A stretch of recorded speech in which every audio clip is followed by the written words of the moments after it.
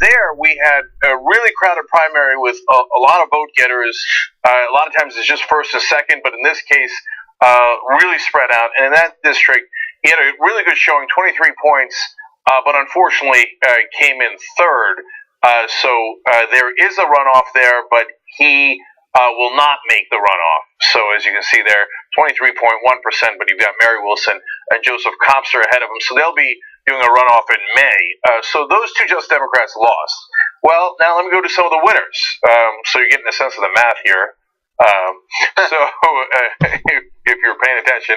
All right, first we go to the most obvious one, the first Just Democrat to win the primary in the country. In history, in fact. Okay, I believe the Just Democrat caucus will be an incredibly strong, uncorrupted progressive caucus inside the House and the Senate.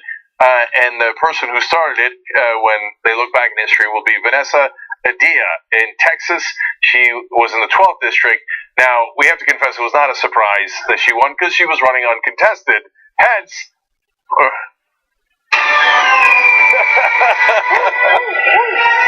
Vanessa Adia won. And by the way, on our live coverage last night, tytnetwork.com/live on all the primary nights, all Tuesday nights, she came on afterwards and talked about there actually was a person in the race, but Vanessa's candidacy was so strong that person dropped out of the race, and that's why by the end she was unopposed. Now, another huge winner, and we had her on as well, Adrienne Bell in Texas' 14th district. She won overwhelmingly, 79.8%. So there will be no runoff. She is the winner, and she will go on to take on the Republican in the 14th district. And they better watch out. She told a great story. She's a second grade teacher. A lot of these folks, Vanessa's a teacher, Adrienne's a teacher, Rick Trevino is a teacher. And she told a story about how her second grader sent her a note saying, "Go, Miss Bell, go." So, and we nicknamed her the Liberty Bell. So she's coming, man. That 80%. And she talked about how her volunteers made a huge difference. 140 volunteers in that district. So people power actually working in a bit of a landslide in that case. Now, one that was really up in the air was Lindsey Fagan. She was in 26th district. Basically, two people in that race. And in that race, we had first Lindsey leading with some percentage of the vote reporting, and then her falling into second place, and the person above her above 50%, because it's basically just two people, and it went back and forth all night long until Lindsey Fagan declared the winner. God!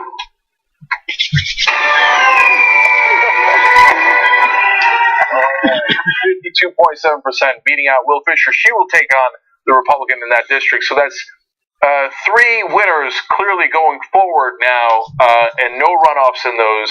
Now, let's get to the last two. The Laura Moser race is the one that most people were paying attention to because the DCCC attacked her in the middle of a primary, violating their own rules to not attack fellow Democrats. It was unprecedented. And she was in sixth place just a couple of weeks ago. Could she make it all the way up to the top two to get into the runoff? Well, it turns out, thank you very much, DCCC, she did in fact do that.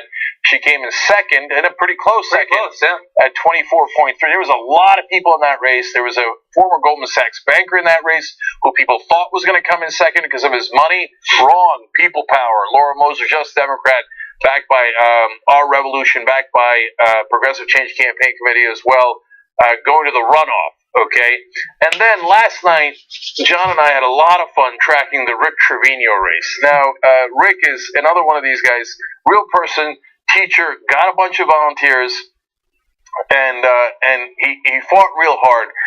He started in third place, which would have meant that he was not in the runoff. In fact, Gina Jones in that race was above 50% for a while, meaning there would be no runoff. But then all of a sudden, here comes Rick Trevino. He came in and jumped into second. Gina Jones fell out of 50%. She became less than 50%. And then all of a sudden, Rick Trevino pulls it out. He is now going into the runoff. And man, he went to second place, third place, second place, third place, and it was incredible drama last night. They haven't quite given him the check yet. They're probably going to check the votes a little bit more thoroughly, but he won by over 200 votes. And by the way, guys, get out there and vote in the primaries. Yeah. Look at how little these votes are, okay? He won by about 200 votes. So if you're out in the 23rd district in Texas and you went after it and you participated, you either volunteered for Rick, you donated to Rick, or you actually went out and voted for him, you made the difference. So he's likely going to the runoff. So, by the way, the links for all these folks to help them, donation, volunteer, website, will be down below in the description box on YouTube, in the comment section on Facebook, if you're watching this later online. And lastly, let's just do a tally here. We got 3 clear wins going up against Republicans. We got 2 people in the runoff. And by the way, in the runoff, once you knock out a lot of the establishment folks and a lot of people that are progressive or claim to be progressive, etc., you got 1 establishment person against 1 progressive. I think those odds favor us greatly. Okay, we'll find out if I'm right or wrong about that. But 2 people in the runoff and 2 people who lost. 3, 2, and 2. That is not bad for the first night of the Just Democrats. That is, I think, a very, very strong showing. Yeah. I mean, remember, look, when I asked the experts when the Justice Democrats first began, how many Justice Democrats do you think there will be in Congress in 2019? The answer I got was universally 0 or 1. Okay. Oh, they gave you the 1. Right. Some, I don't know, maybe 1 guy will squeak in, etc. Right. Now, first of all, there's already 2 incumbents, Ro Khanna and Raul Grijalva, so we're on the joke's on you. We're already in the over. Okay. But these folks are coming, man. If you're not looking out for the Liberty Bell, you're making a mistake. Okay. So. And of course they got to get past the runoffs, the ones that are in there, and then they got to beat the Republicans. But these districts are swinging, and Texas is turning more blue every day, and there's a lot more Democrats showing up and a lot more energy. So here come the Justice Democrats. Yeah, and we saw. I mean, obviously there's a ton of analysis about what happened, and we saw that. Both with many Justice Democrats and then also outside of it, a lot of female candidates doing very well in Texas. It looks like, based on demographic trends and blah, blah, blah, Texas is about to have its first ever Latina congresswoman. In fact, it looks like it's about to have 2. It seems crazy demographically that it never has before, but that's about to change as well. So one of many good changes coming to Texas thanks to this most recent round of primaries. Yeah, and if you want to watch all of our coverage, tytnetwork.com/join, become a member, and you can get it anytime you want. If you want to see some of the interviews we did with the candidates, youtube.com/tytpolitics, or the main channel, youtube.com/tyt. All right, John, what do you got? Okay, a little bit more on the primaries, just because I saw it this morning, and it was fun. Not the most important thing in the world, but it was actually in the news quite a bit, so we're going to talk about it. Last night, Beto O'Rourke won his statewide primary in Texas, and he will now be the Democrat that will go against Ted Cruz in the general election later on this year. But despite the fact that it's been less than a day where he's been the candidate, he has already been the target of an attack ad from Ted Cruz, which is funny for several reasons, especially one. We're going to listen to it now and then break it down. If you're gonna run in Texas, you can't be a liberal man, 'cause liberal thought is not the spirit of a Lone Star man. I remember reading stories, liberal Robert wanted to bed, so he changed his name to Beto and hit it with a grin. Beto wants those open borders and wants to take our guns. Not a chance on earth you'll get a vote from millions of Texans. If you're gonna run in Texas, you can't be a liberal man. I'm Ted Cruz, and I approve this message. Yeah. All right, I love that, man. I read about the ad. I did not hear it until we just played it live for you guys. And first of all, the country song was hilarious. I'm greatly amused by it. We'll break down the facts in a second. But to me, I don't know if you got the same thing that I did out of it. His weenie voice at the end. Oh, no, JR mentioned that earlier. It's like, it's the terrible, cringeworthy, like, parody of country. And then, and I approve this message. Yeah. I mean, it was so discordant. It was jarring. It was like one of those records, like, yeah. Right. Yeah, it's like, you know what? You're listening along. You know what? You're in Texas. You're conservative. I do want a strong man. Then Ted Cruz's voice. Shit, I gotta vote for Beto. It's like, oh yeah, we're gonna vote against the liberals. Yeah, vote for me, Ted Cruz. But anyway, anyway, his voice is funny. That's not the biggest issue there. I mean, the trying to take the entire race and make it about the fact that he wants open borders and he's going to take all your guns. I don't believe that Beto O'Rourke has come out in favor of those two things necessarily. Maybe do your own research.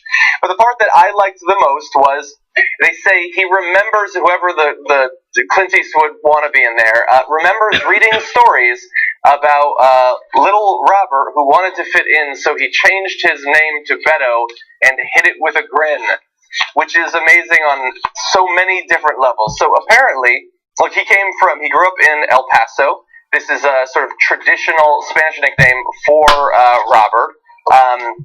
I haven't checked the numbers. I'm going to guess there are some people that speak Spanish in the El Paso area. So perhaps it's not crazy that you could end up with that sort of nickname there. But that's not the big issue. The big issue is that this is an ad being endorsed by Ted Cruz. Sorry, his name isn't actually Ted Cruz. It's Rafael Edward Cruz? Yeah. So he took Edward and shortened it to Ted, and then attacks Robert, changed it to Beto. And my head explodes. He said, real Texans don't have nicknames. You have a nickname. And it's not even your name's nickname, it's your middle name's nickname. That's got to be worse through weird nickname math. So, look, part of what he's implying there is that he changed it to Beto to try to get Latino votes. Okay, that he's a pandering politician. So this is the old Trump playbook of calling Elizabeth Warren Pocahontas, etc. Nice racial undertones. Plus, it makes him seem like a pandering politician. So it's not like we're unaware of it. But then, ironically, Ted Cruz with the first name Rafael panders in the opposite direction and goes, "What? No, I'm Ted. Hey, everybody, I'm Ted. I'm not Rafael. That sounds a little too Latino. Okay, what are you guys? Okay, I'm Ted." Although I think even Rafael Edward Cruz realizes that now, demographically and all that, like I think he's willing to accept the name, and you're going to see that because he was asked about this ad and how obviously hypocritical it was, and so we're going to break that down after this. Don't go after Beto for his name. Beto is obviously a nickname. Why? One, you didn't like that dirty pool when you were running for president, and the president called you Lion Ted. You didn't like that kind of tactic. And, look, your name is Rafael. You go by Ted. Your middle name is Edward. That's an anglicized version of it. He went the other way and has a more ethnic version of his name. Why go after it? You're both doing the same thing. Well, listen, you're absolutely right. My name is Rafael Edward Cruz. I am the son of my father, Rafael Cruz, an immigrant from Cuba who came to Texas with nothing and had $100 in his underwear, couldn't speak English, washed dishes, making 50 cents an hour. In the future, when you tell that story, he came here with $100. That's it. We're That's done all with you it. have to say. We're You done don't with need to know where it was. You know what That's that reminded me of?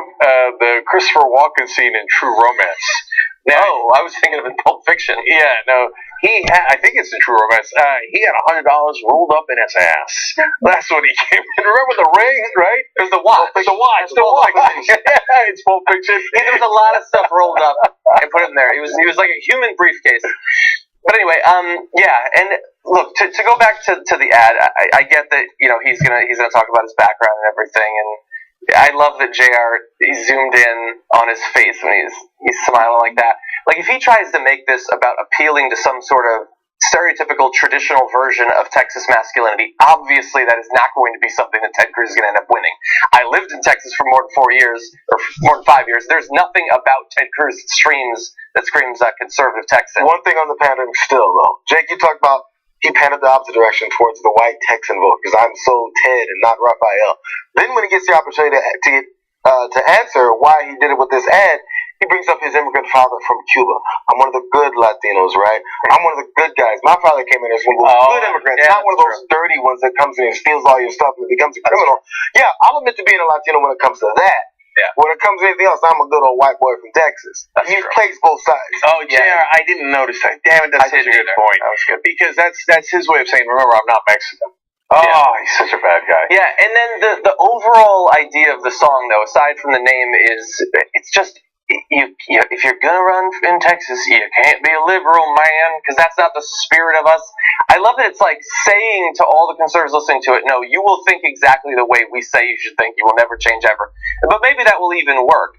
But the idea that simply calling someone a liberal disqualifies them. And last night he attacked Beto O'Rourke he called him a left-wing liberal, I think he called him, as if that's case closed, it's done.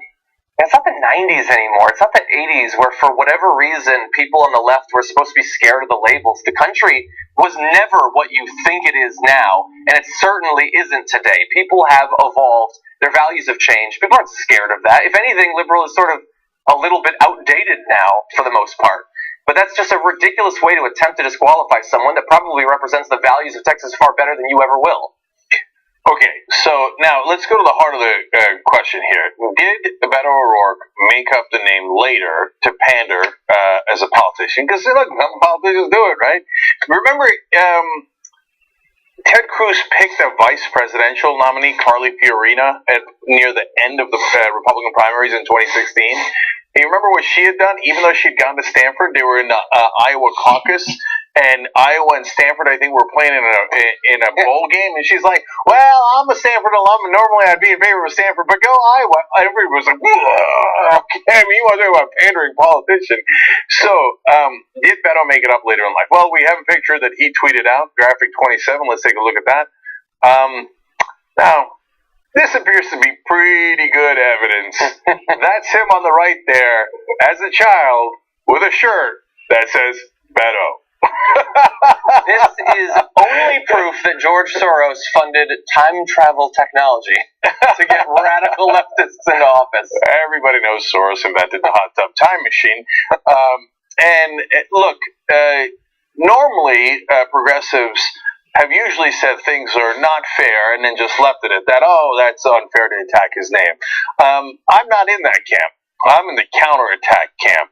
Okay, so Ted Cruz, you frickin' weenie, you're going to talk about how somebody's not a real man in Texas?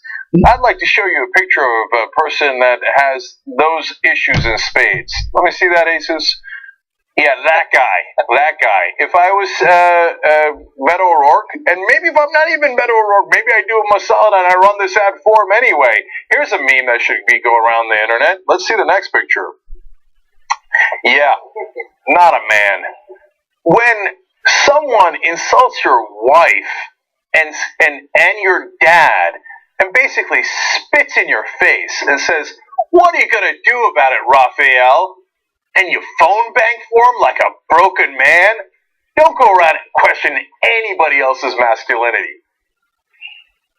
I could say worse, but I'm going to leave it at that. Okay. I want to see that picture everywhere. Yeah. Well, if we have anything to do with it. Yeah. Beto O'Rourke will beat Ted Cruz.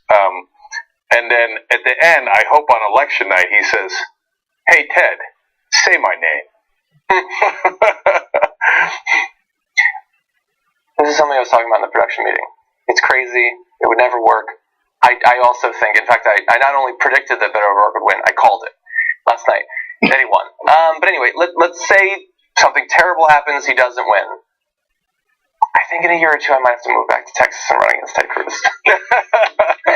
Oh God, I would love to just have even one of the suicidal campaigns where I just go in there just to take him down with me in a fiery fury. Mm-hmm. I despise that little weenie because in a different way than Donald Trump. I think people should be able to see through Donald Trump's stupidity and all of that. And the braggadocio, all that. But with Ted Cruz, he is too oily to still be able to be a politician in this age of things being recorded in audio and in video and people being able to easily see who this person is, to listen to them talk. Maybe he could have skated through back in the 1880s or something like that. But we have evolved past people like Ted Cruz still holding office. And so one way or another, we need to get him out of there. Yeah. Luckily, I think you're going to be with the Young Turks in a couple of years because I think Beto's going to beat him. That's probably easier for me. Okay. All right. We got to take a quick break. When we come back, now Trump has brought in a whole bunch of people to destroy the departments that they had. Now, in case of Ben Carson, the housing and urban development often helps minorities. So they brought in a minority. I wonder it was to do what? Well, let's find out when we come back.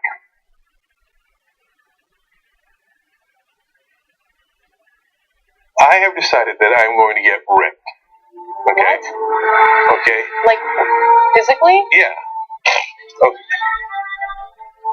What, you don't believe me? I 100% don't believe you. I will get so ripped, here's my prediction, that someone at TYT will say, Cenk, you've got to stop working out. We're tired of you winning. So you don't believe me? Cenk, you don't have time to do your daily duties for the main show. You don't have time for your daily duties. Because what you guys don't know is how great my muscles already are. It's absolutely possible. But you can't have Leah run to the food truck to get you 2 different types of grilled cheeses with tater tots for lunch. You can't have that anymore. Let's see what happens. You also have to go to the gym regularly. Let's see what happens. All I'm saying is, let's see what happens. Have I ever been wrong about a prediction? Almost that.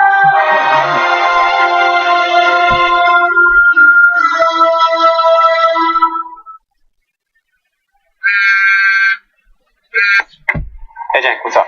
Aaron, I bet you saw the comments on a YouTube video I did. What the cuck? Go.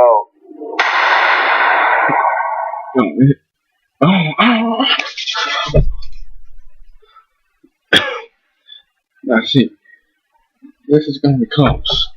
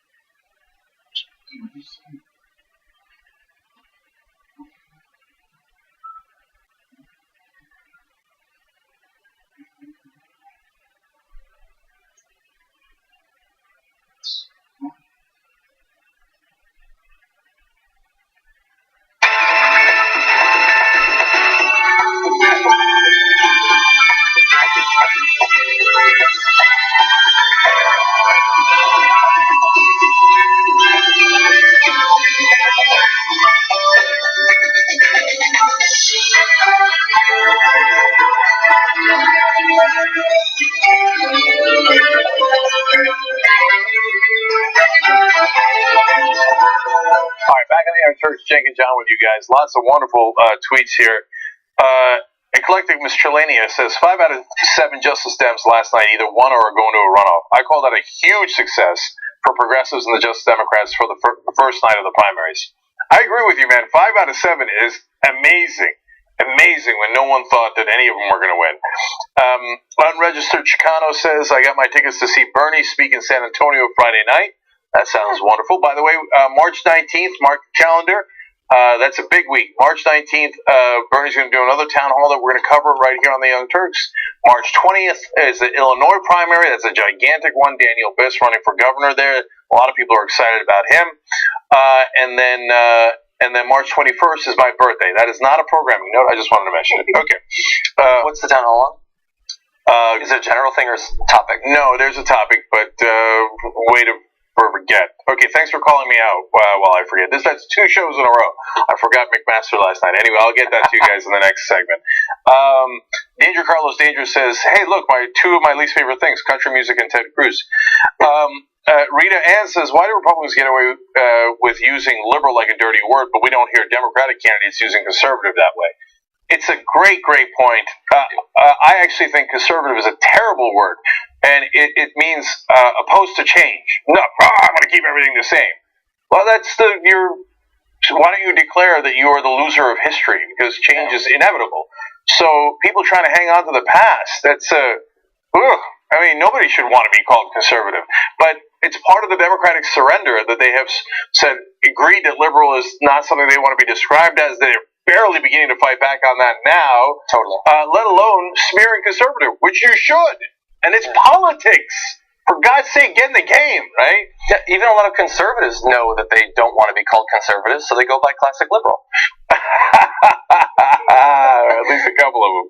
And finally, look, I'm just reporting the tweet here. Disney Princess writes in, okay, already, hold, that's not even the controversial part. I'm quoting here. I'm a flaming homo, and I think I'm more masculine than Ted Cruz. And, let me just disagree in part there, because being gay or straight doesn't have to do anything to do with masculinity. It's, do you stand up for yourself? Do you have backbone? Are you... And, some people say, no, it's not fair to characterize masculinity that way. Okay, fine, we can have a disagreement over that. But that is how it's classically described. And that has nothing to do with being gay or straight. That has to do whether you've got spine or you don't, right? And Cruz is jello. That part I will 100% agree with. Yes. He is jello. Well, I would say melted candle wax, but similar. Similar. Okay, all right, what's next? Okay. Another politician we'll have a problem with. Fresh off of its recent spending scandal, Ben Carson's Department of Housing and Urban Development finds itself back in the news, and this time it's over honestly, a pretty honest admission of a change to the core mission of that department. So first, we're going to read you what, for a long time, their mission statement has said for, again, Department of Housing and Urban Development. HUD's mission is to create strong, sustainable, inclusive communities and quality, affordable homes for all.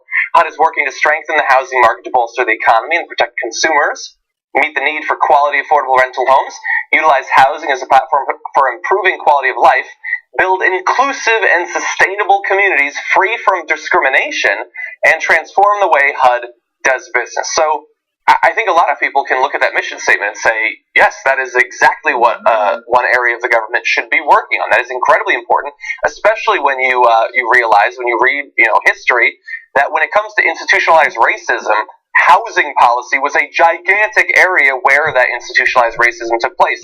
And that's why we needed a government department like HUD to help to fight back against that. Unfortunately, that's its old mission statement. They just rolled out their new one, and here it is. HUD's mission is to ensure Americans have access to fair, affordable housing and opportunities to achieve self-sufficiency, thereby strengthening our communities and nation. Hashtag bootstraps. So you'll notice there, nothing about inclusivity, freedom from discrimination, any of that stuff that really references the historic mission of HUD. Instead, it is, you can afford your housing and hopefully you'll be able to take care of yourself and make the community better, because we're certainly not going to take care of you. Yeah. There's only one reason why you take that verbiage out. Later, a spokesperson for Carson's HUD said, well, no, it's, we definitely believe in inclusion and being against discrimination.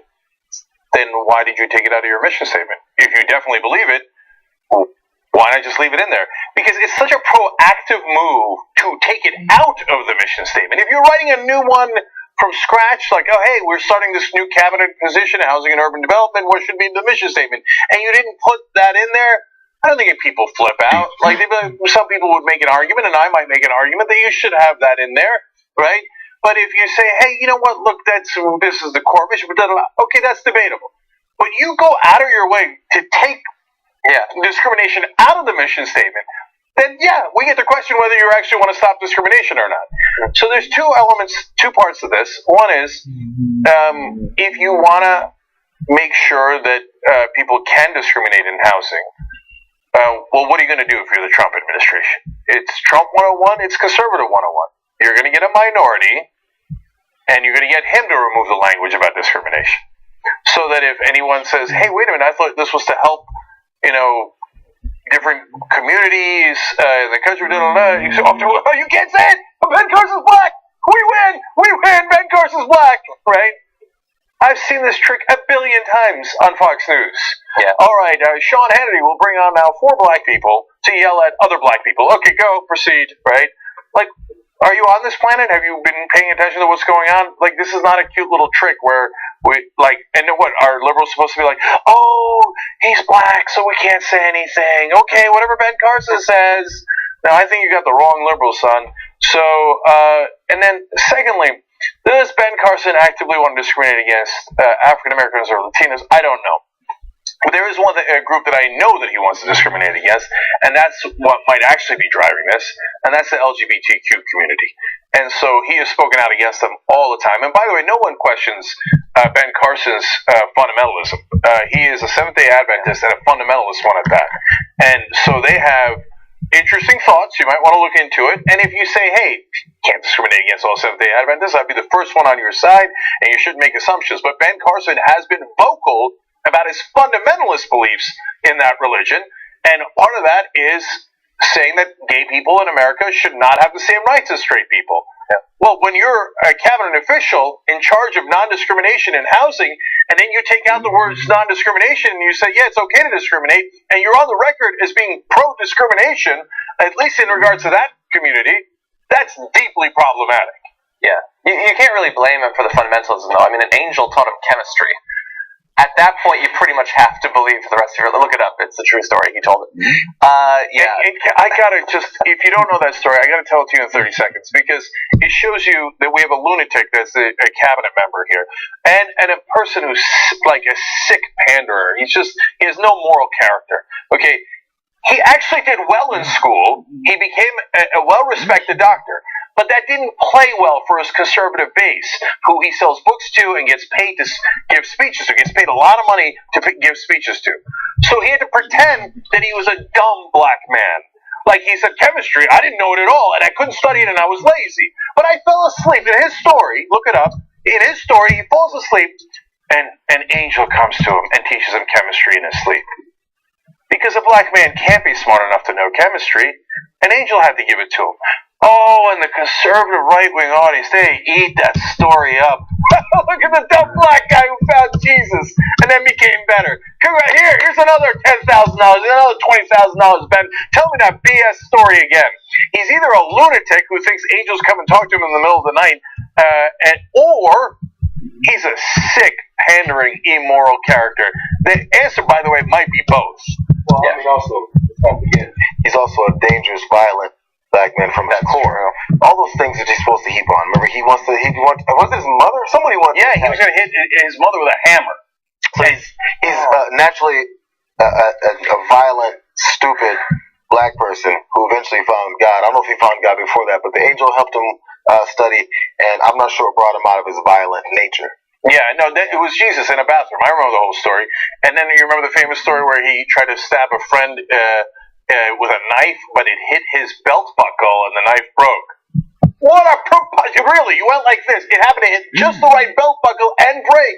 By the way, they asked all his friends, did that story ever happen? Did he ever try to stab someone, which is a significant crime that, and he said he did it in a school. Did he get suspended in school or out of school suspension? Nothing. It's totally made up because Ben Carson is deeply immoral and goes around pandering to white people who happen to be right-wing, not all white people, of course. The right-wing love those BS stories, so then they go, hey, who should destroy housing and urban development? We got the perfect guy.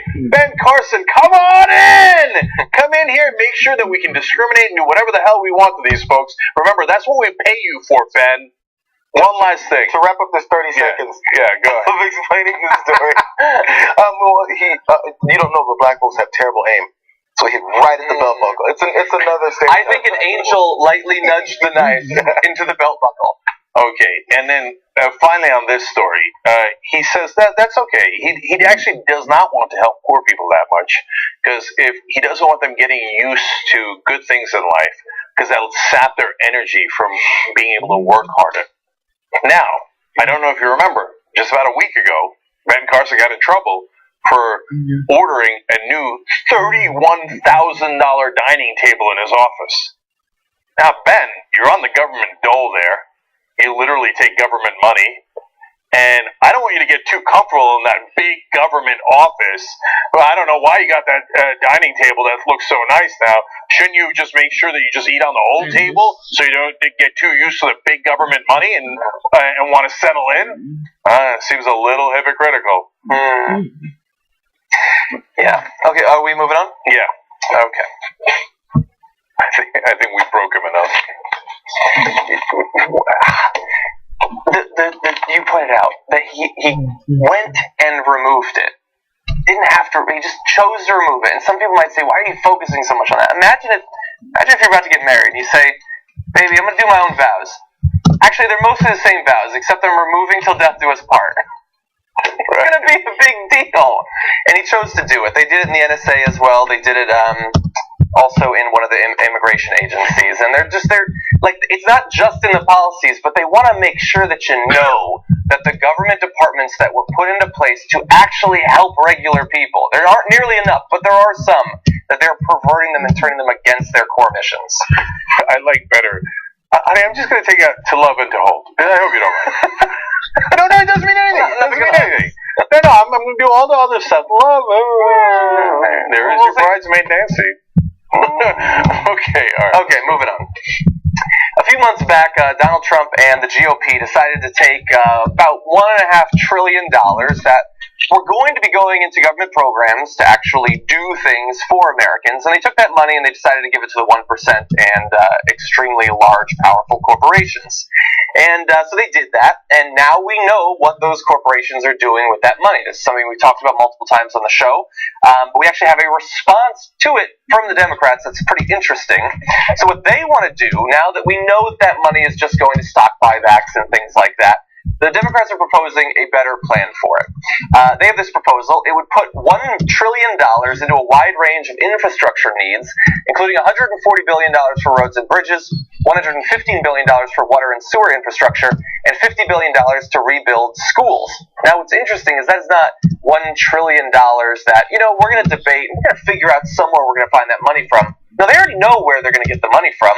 The spending would be offset by clawing back 2/3 of the revenue lost in the Republican tax bill by reinstating a top income tax rate of 39.6%, restoring the individual alternative minimum tax, reversing cuts to the estate tax, and raising the corporate income tax from 21% back to 25%. And that money would then, instead of just going to stock buybacks, would be put into actually rebuilding parts of this country that desperately need it. Okay, now let me tell you one terrible part of that proposal, and then give them a world of credit for actually doing something pretty good. So let me explain. If you notice, they said move the corporate tax rate from 21 to 25%. Wait a minute, it wasn't 25%, it was 35%. Yeah. So, like Barack Obama did with George Bush's tax cuts, this would actually enshrine gigantic tax cuts for corporations forever. Because if the Democrats do this, and they won't be able to do it today, but if they did do this, congratulations, corporations, you got a massive tax cut, and no one will ever fight it. The Republicans are the ones who did it. Democrats would be the ones that enshrined it. Okay, so I want to be absolutely clear about that.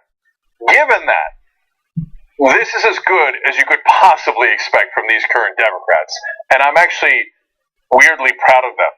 Okay, because now look, I would do more, and I would claw back the 35%, and et cetera, et cetera. In fact, I'd go, oh, you want to be cute? I'll go to 40%.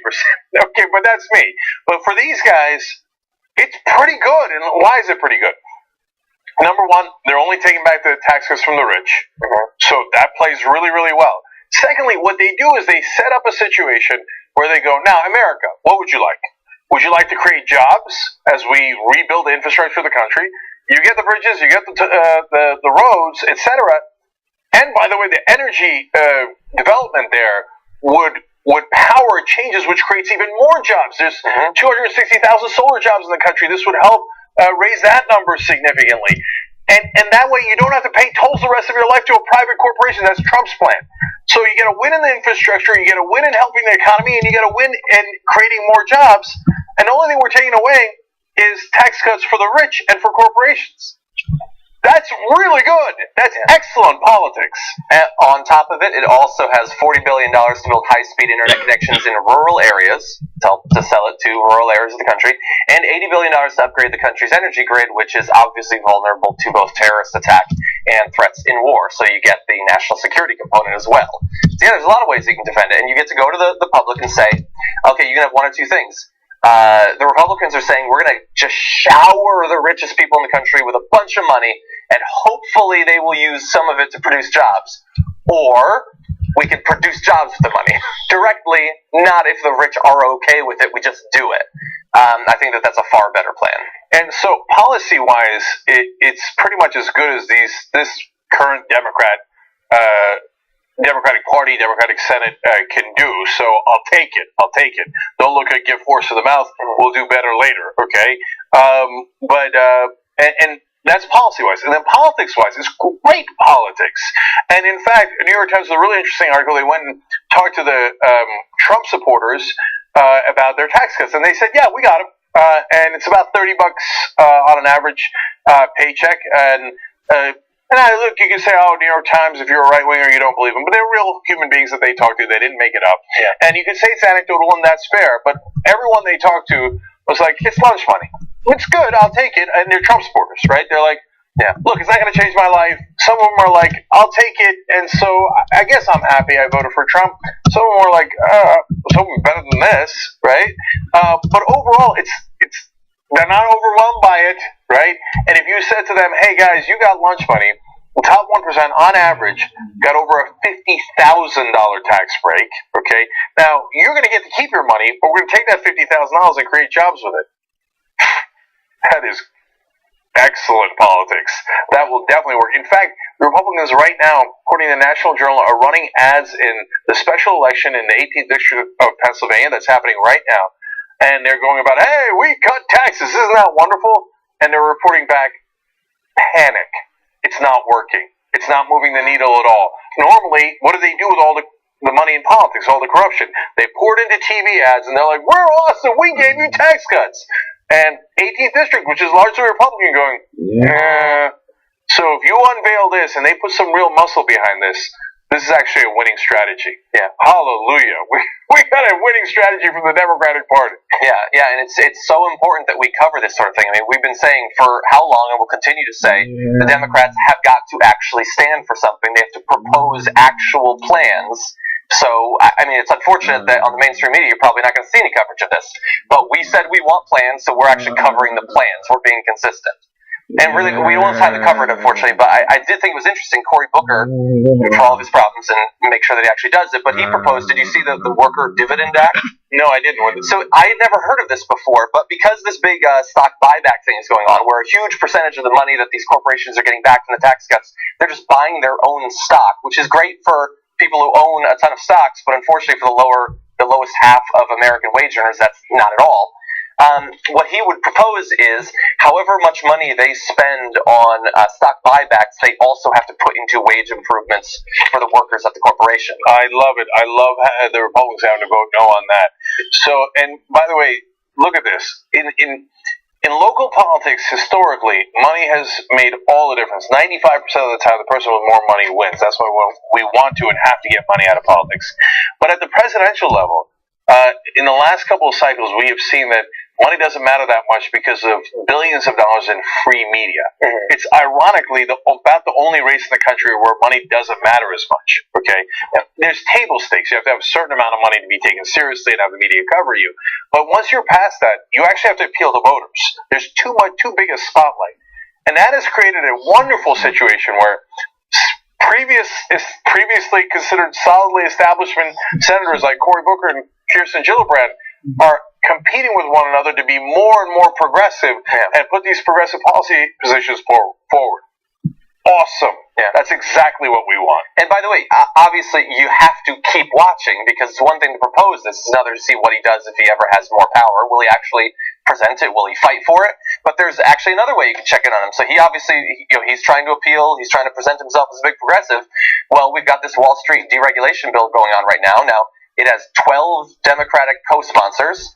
But oddly enough, Cory Booker, who Wall Street is his big flaw historically, is not one of those co-sponsors. Mm-hmm. But you have to check for all the votes and see, maybe he doesn't co-sponsor it, maybe in the end he supports it. We'll see. Yeah, no, there's too big a spotlight. He's not going to support it. Good. Yeah. Keep the spotlight on. Yeah, okay. All right.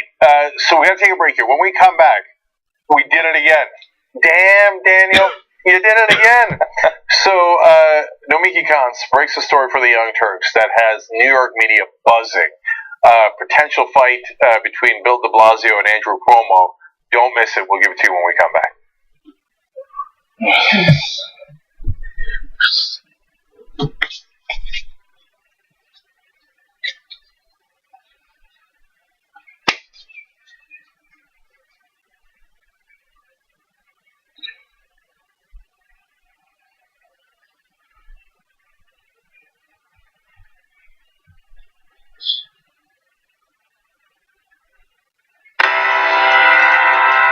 We are actually the longest running daily stream on the planet. Later tonight, we start a revolution. Yes, another one. I ask leave of the Senate to continue my remarks. Too strong. You're not answering the question. Answer the question. No one is above the law, and that includes the President of the United States of America. Go, engage, fire. Congrats to the Young Turks. They actually won a stream the award tonight. We'd like to thank Donald Trump, obviously. We just crossed 7.6 billion views. Revolution won't be televised. Hello, Internet.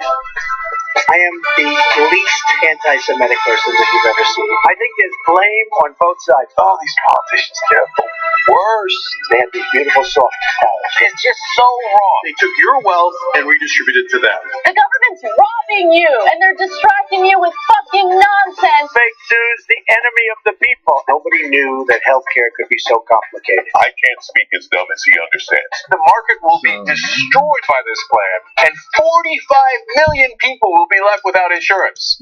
They will be met with fire and fury. We've just launched 59 missiles. MSNBC shows the bombs taking off, and Al Jazeera shows you when they land. The profiling and the Muslim bans have begun. Today, my father and brother await deportation. Horrific acts of violence in Charlottesville. I want you to see what hate looks like in America.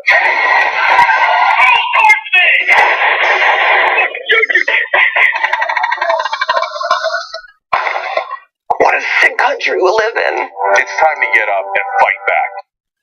Against Donald Trump. Women's marches take over more than 500 cities across the United States. Immigrants throughout the United States who protest. I don't think they're peasants. I actually think that they enrich this country with their culture. I don't want a resistance. I want a revolution.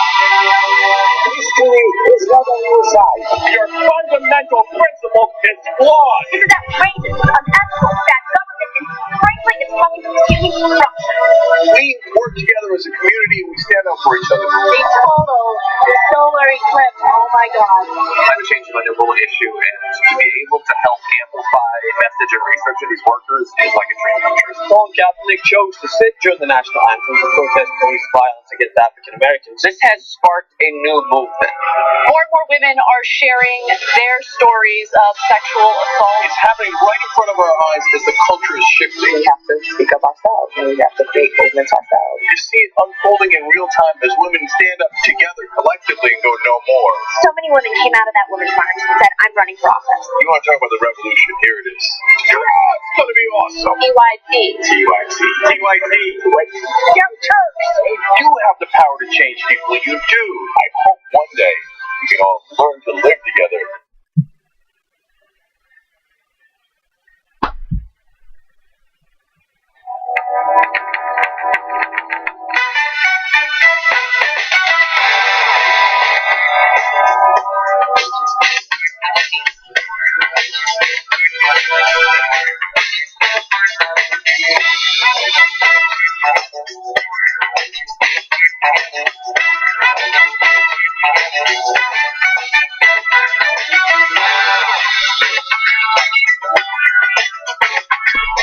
Back on the Young Turks, Cenk and John with you. Conrad Question says, yay, Democrats, doing the bare minimum and not even getting back to the previous status quo, but a situation slightly worse than it previously was. Now, look, that's true, and that's why I said getting back to 25%, don't let them slide on that, and that's terrible. And I see that trick. I'm not blind to that trick. And And that's why you do not allow the Republicans to get in office, take us way, way, way back, and then we have to fight just to get back to where we were. That's why that's a terrible idea. But also, the Democrats, of course, with the wrong strategy overall on a macro level, which is if they take 10 yards, you should ask for 20 yards back instead of 5 yards back, right? So, but anyway, to be fair to the Democrats, one, it's good political strategy. Two, it's as far as I've ever seen them go. And three, you actually are getting something, and that's $1 trillion in infrastructure and a lot of jobs. So let's be fair. All right, Disney Princess is back, and he wrote, "I've had angels come talk to me at night, but I was on LSD." Maybe that's what happened. All right, now, serious note here. Michael McAllister wrote in on YouTube Super Chat, and unfortunately, it's the first time that I found out about it because we're live on the air here. But thank you for writing in, Michael. It says, 3 injured in Huffman High School shooting, 1 student has died. And so then I saw that YouTube Super Chat comment during the break, and then I wanted to ask John, what do we got? What's the update on it? Yeah, so the way that it's being described, and the updates they're literally coming in every few minutes, is that they are saying that a student brought in a gun, showed it off to what's being described as a few female students, it seems. The gun discharged. It's being described, so far at least, as an accident. However, it did strike multiple students. 1 died. Birmingham City School System put out a statement that says 2 students were involved in a shooting during dismissal today at Hoffman High School. The school was placed on a brief lockdown, and police were called to the scene. Students have been released, and police are actively investigating the circumstances surrounding the shooting. So there's this part of the story that doesn't seem to make much sense, but it just happened, so you'll always get a little bit of reporting that's at least a little off in the beginning. If it was an accidental discharge, why did it hit several people? But it might not have. It can also penetrate. Yes, of course it's possible, so we'll see. But that's not important. What's important is, let's take the best case scenario, which is that it's not a purposeful school shooting, that he was just showing it off and it went off, which is exactly what we warned you about. Yeah. And we said, look, right now Florida passed a law where they're going to arm 37,000 teachers. None of them are going to accidentally discharge their firearm in a school. Yes, they are. Here, I'll give you stats about it. In a recent year, Japan had 13 people dying from guns. Overall, homicides, suicides, accidents, 13. Now, granted, they're 1/3 of our size population-wise. Okay, so triple it and call it 39. Okay, we had in that same year in America 505 people die from just gun accidents. There was tens of thousands who died from homicides and suicides by gun, but 505 just by accident from guns. And that happens every year. You know why? Because there's guns everywhere. And now when you say, let's bring the guns into the schools, the accidents will happen in the schools, and little kids will die. And unfortunately, it looks like that's exactly what happened here. Exactly. Can't imagine the teacher running out when they hear this kid, his gun accidentally go off. Where now the teacher's like, oh, there's a gunfire. That's such a great point. I hadn't thought about that. And if you arm the teachers and then they rush out and they're not cops, they're teachers, and then they start shooting, oh, for Christ's sake. And then that teacher has to decide in an instant, is this an accident? Is he pretending it's an accident? Did he just shoot somebody? And they have to decide. And you have told the teachers it is now your obligation to make life or death decisions about your students. Will you murder your students or will you not? You now need to do that. And we're going to give you a couple of hours of training to help you figure it out. We're turning all our schools into the OK Corral. It's insanity. Okay, all right, let's do the next. Okay, going to really mix it up here. Will there be a primary challenger for New York's Governor Cuomo? We don't know for sure yet, but we are getting some interesting insight into the possibility, and this is coming from our TYT Politics reporter, Mickey Const, who got to spend a day with Bill de Blasio of New York City, and he had something interesting to say about it. Let's listen. What if someone decided they were going to run against him and they were progressive? I think there will be a Democratic primary. I've always thought there'd be a Democratic primary, and I think it'll be spirited because there's a lot of issues that have to be discussed. It's early. Yeah, it's early still in the scheme of things. No, I'm just saying I don't think this is over. I think inevitably there will be a progressive challenge because of what's going on in the country, what's going on in the party, and what's going on in the state. And I think a lot of people want to ask some tough questions and want there to be that debate. I believe there will be a debate over the future of the party in the state. And I don't think the fact that it's been quiet up to now means that's all there is to it.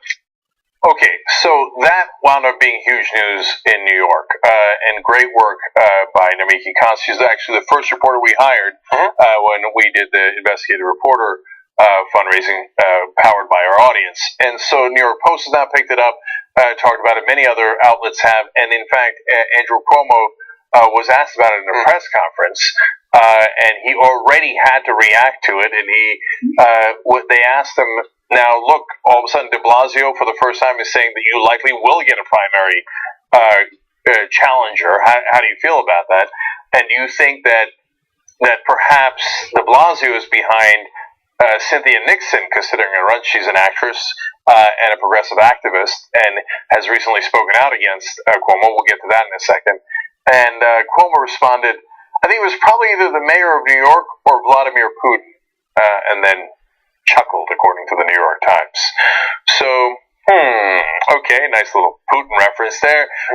But look, Nomiki asked, we got an answer, and de Blasio does not hide the fact that they don't agree.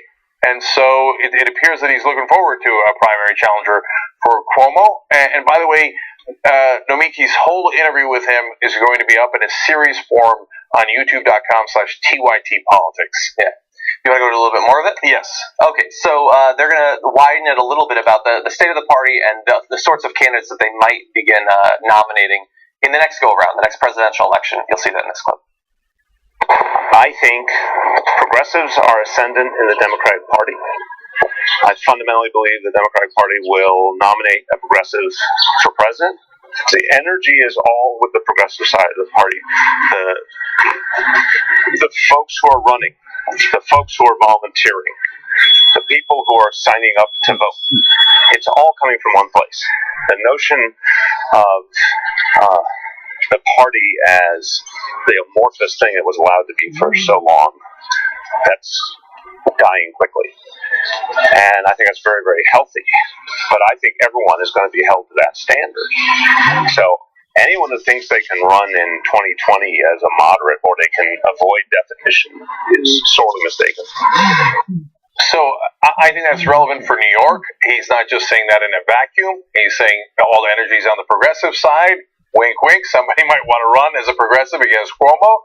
But also very relevant at the national level. And I think his assessment of that is exactly right. I don't think, some might say that it's self-serving because he's on the progressive side, but I don't think so. And I think he has correctly assessed, as were all the energies. I recently talked to a congressional candidate. They actually have a lot of Obama volunteers and a lot of Bernie volunteers. And the Obama volunteers won't do anything because they're saying they're going to wait to see if he has a better chance of winning. Whereas the Bernie volunteers are already in the streets. They're like, where do we go? Where do we go? What doors do we knock on? Who do we call? So that says, you know how you can improve his chances? By doing something. I know, but so when they say things like energy, that is part of what they mean by that. And it's real. People are energized. They want to go tell other people about it. They want to volunteer. They want to do grassroots efforts. And eventually vote. Those guys are more energized to show up in primaries and in the 2020 election. So I think de Blasio is exactly right there. By the way, that portion of the interview in its entirety will be in a link down below in YouTube in the description box and comment section on Facebook. And then the whole series will be on TYT Politics. But one more video for you guys. If you don't remember Cynthia Nixon talking about Cuomo and why now they're asking about Nixon in the press conference with Cuomo, here's what she had to say about it back then. Are you going to run for governor? Look at one of us directly in the eye if you are. I'll take that. I got it. I think there are a lot of people who would like me to run. And I think for a variety of reasons, but I think the number one is education. And Governor Cuomo likes to say that, we spend more per pupil than any other state, and that is actually true. But the only reason that is true is because we spend so much on the kids in our wealthiest districts, and so that evens out. And not only me, parents all across New York State. Talk to me about this. Yeah, and there she said, people have encouraged me to run now partly based on Nomi's reporting speculation going all the way to the governor that de Blasio is one of the people encouraging her. They are friends. They are allies. I don't think that necessarily proves the case, but there are a lot of people who would like Andrew Cuomo primaried by a progressive, so de Blasio is not alone in that. Yeah. Okay, we're out of time, guys. When we come back, Anna's going to come, and we got a number of really important stories. Really interesting story about how somebody turned on Al Qaeda and gave us huge evidence that allowed us to take out a lot of their leadership, and then, of course, we screwed them. Okay, but speaking of screwing people, the Stormy Daniels story is now really important. It went from goofy, who cares, he slept with a porn star, to a couple of potentially devastating legal implications and violations. So let's talk about that and see what kind of trouble Cohen, the lawyer for Trump, and Trump himself might be in when we come back.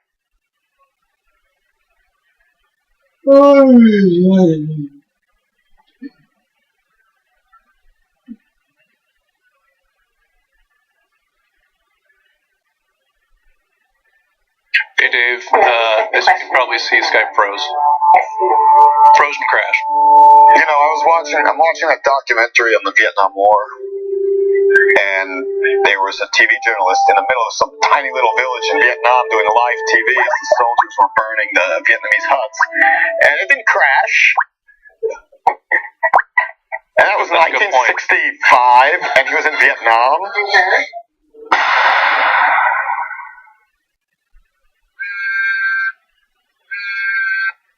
Hey, Cenk, what's up? Hi, Aaron. I'm confused. Is it Cenk Weiger or Cenk Huger? Go.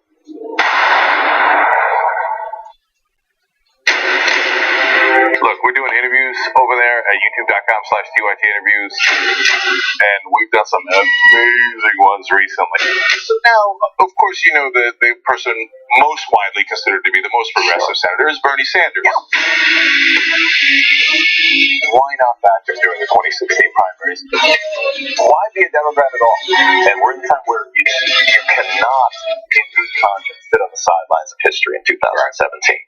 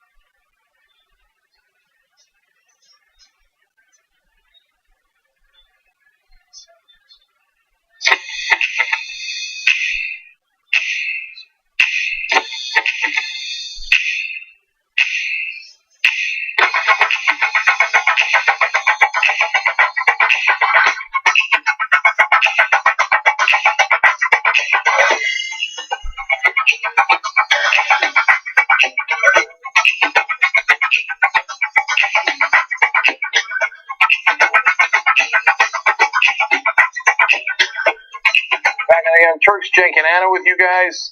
One quick tweet. Morning, my son says, the sad thing is Democrats don't even ask for the 5 yards back. They may puff their chest to the media like they will, but when they get into quote-unquote negotiations, they tuck their tails while agreeing with the Republicans they should lose 30 more yards. Look, if history is any guide, you're right. But I'm trying to encourage people to go in the right direction. They have gone in the right direction with the $1 trillion infrastructure bill. So God bless their hearts for the moment being, right? And if they turn, then we'll turn, right? But we're covering the news as it is right now. Okay, members of the day are Aladdin Flasher and Margaret Osborne. So tytnetwork.com/join to get the postgame tonight. John and I had a boisterous, excellent postgame last night. We were talking about our first political campaigns that we volunteered on, and it was pretty funny. And of course, the ones I volunteered on were Republican. So that's an interesting story. So members, check that out. And tonight, Anna and I will do a postgame, and then afterwards, me, JR, and Jesus, truly old school. On Old School. I want to be part of that. And be careful what you wish for. We'll ask you to stay. You want to stay? It's your call. I got to make a few calls. Oh, okay. She's got to make calls. She's got to make calls. I'm a very busy person, you know. Yeah. All right. What do you got for us? All right. I want to start off with a very complicated story, and I say it's complicated because I'm not sure how I feel about it. So we'll discuss.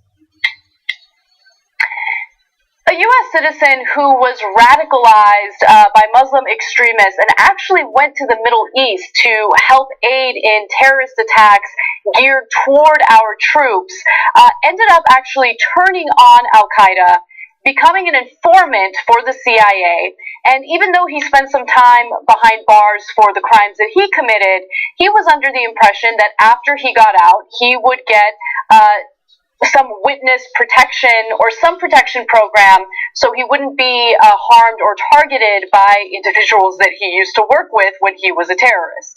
Now that he's out of prison, though, it turns out that he has not received any protection and is concerned about whether or not it was a smart idea for him to agree to give all this information, knowing that he wasn't going to get the protection that he was originally promised. Now, the story is about one specific person, but understand that there are broader ramifications when it comes to potential informants working with prosecutors, working with the CIA, and giving important information in regard to terrorist and terrorist plots. Now, and Anna, before you explain the context of the story, I just want to explain that at the end, I will tell you why they did it. Because as you read the story, you're like, why did they at the end renege on this guy? It doesn't seem to make any sense. Well, there's a very real political reason why they did it, so I'll explain later. Right. So let's start from the beginning. Let's talk about how he was captured and prosecuted. Now, he was captured back in 2008 after training for months at Al-Qaeda camps. Bryant Neal Venus is his name. He quickly turned on his fellow jihadists and began helping American investigators dismantle the group. Even the federal judge who sentenced him described his cooperation as remarkable. Now, understand that he didn't turn on Al-Qaeda on his own. He actually got caught while he was in the Middle East, and then he was brought to the United States and prosecuted.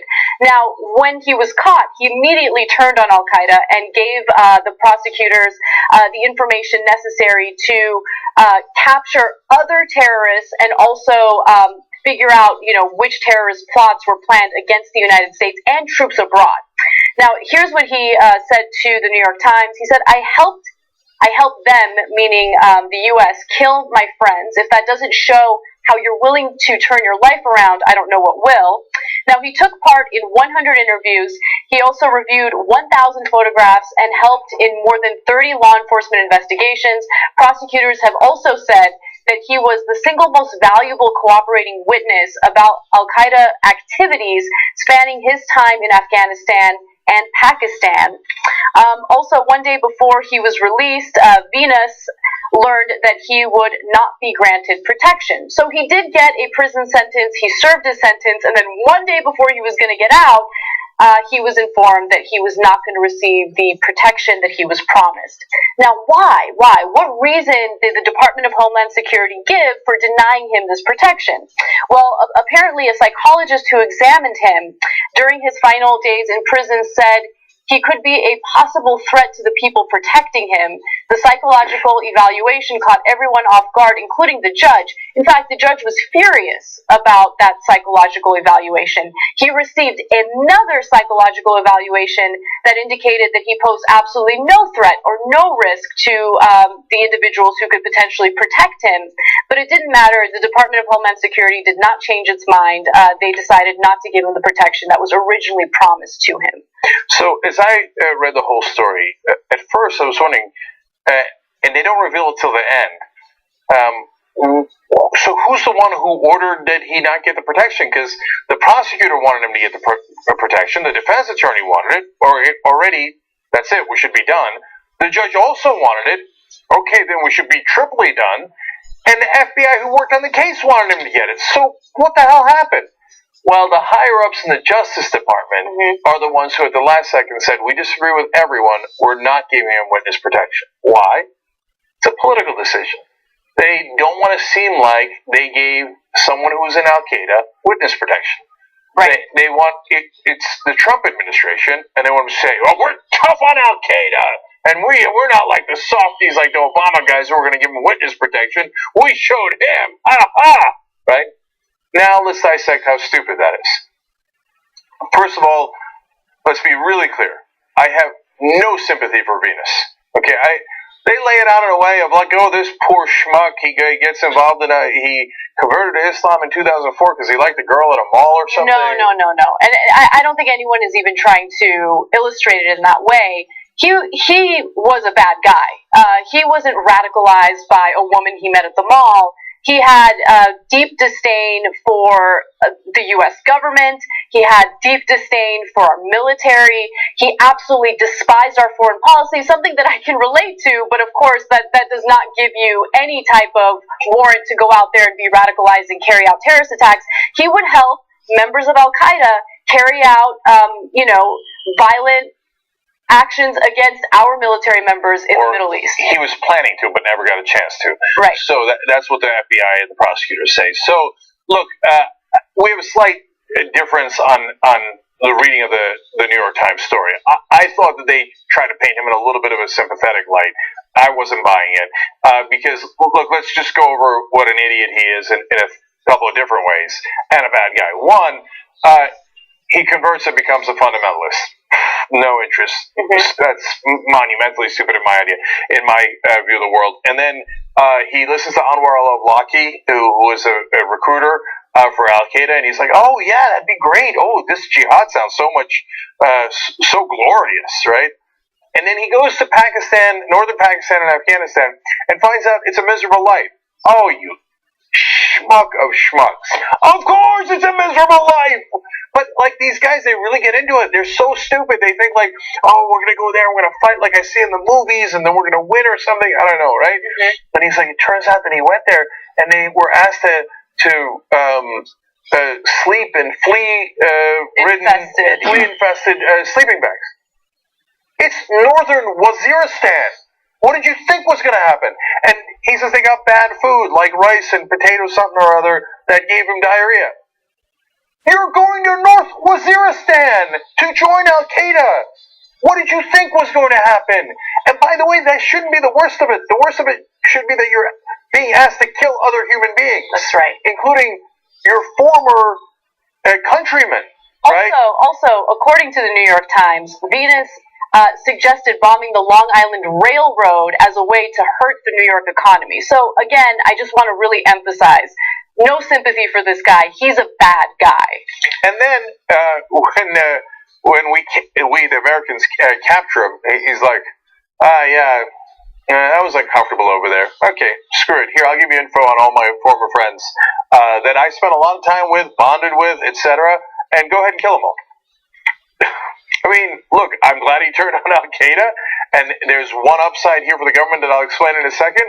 This is a bad guy every way you slice it.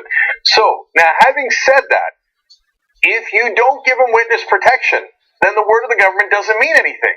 And the next person who is negotiating for witness protection will think, no, I'm not going to help you. I'm not going to help you with the mob. I'm not going to help you with Al-Qaeda. I'm not going to help you with terrorism. Because it turns out the U.S. government doesn't keep its word, and it's not going to protect me, and I'm going to die. So, no deal. That is such a terrible precedent. Just think it through for a second. Instead of your own stupid political calculation, worry about the country and our national security. I'll give you one really interesting example. We captured Nazis, obviously, some Nazis and some high-level Nazis during World War II, and we brought them to America. You know what the interrogators did? They waterboarded them. No, they didn't. They didn't waterboard them. They didn't torture them. They played ping pong with them, and they gave them steak dinners. Why? Because they liked Nazis?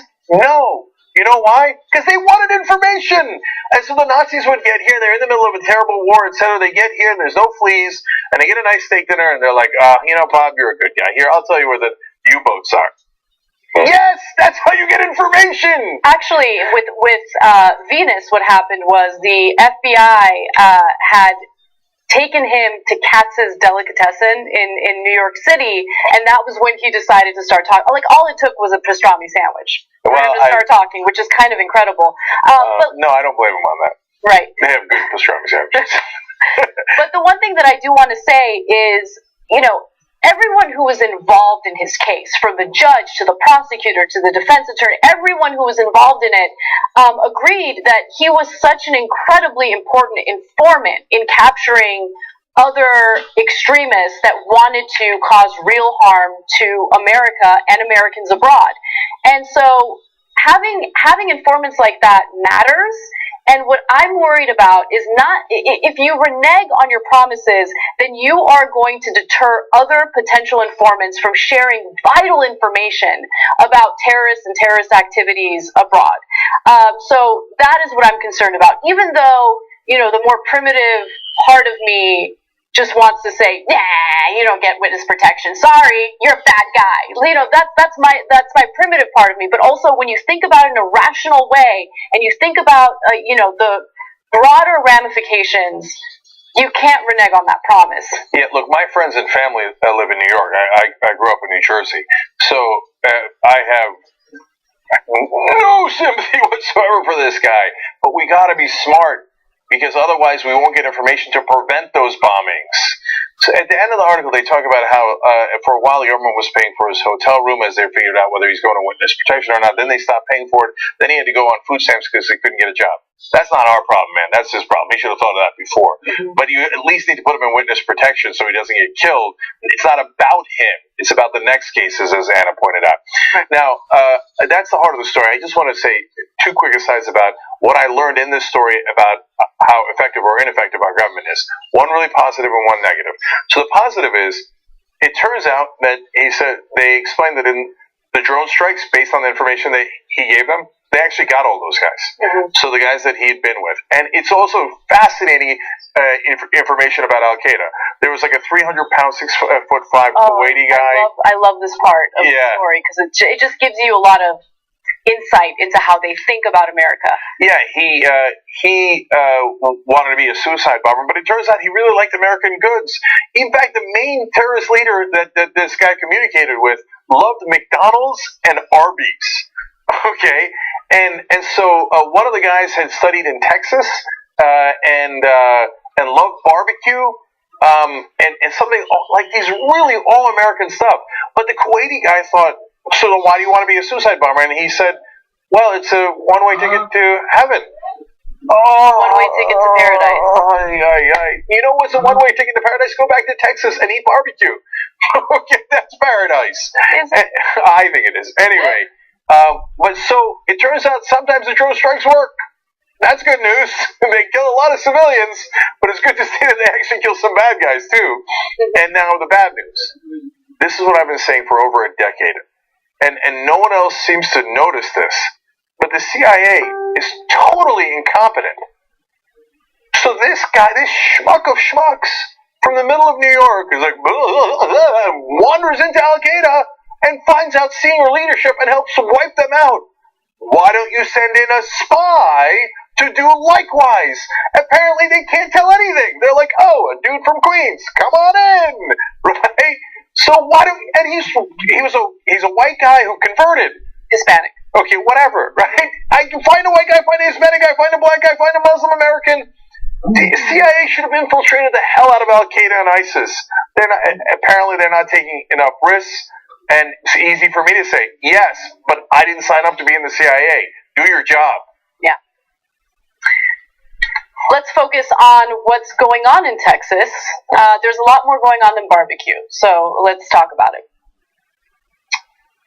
A Texas judge has been accused of using torture tactics to retaliate against a specific defendant that he felt was out of order in court.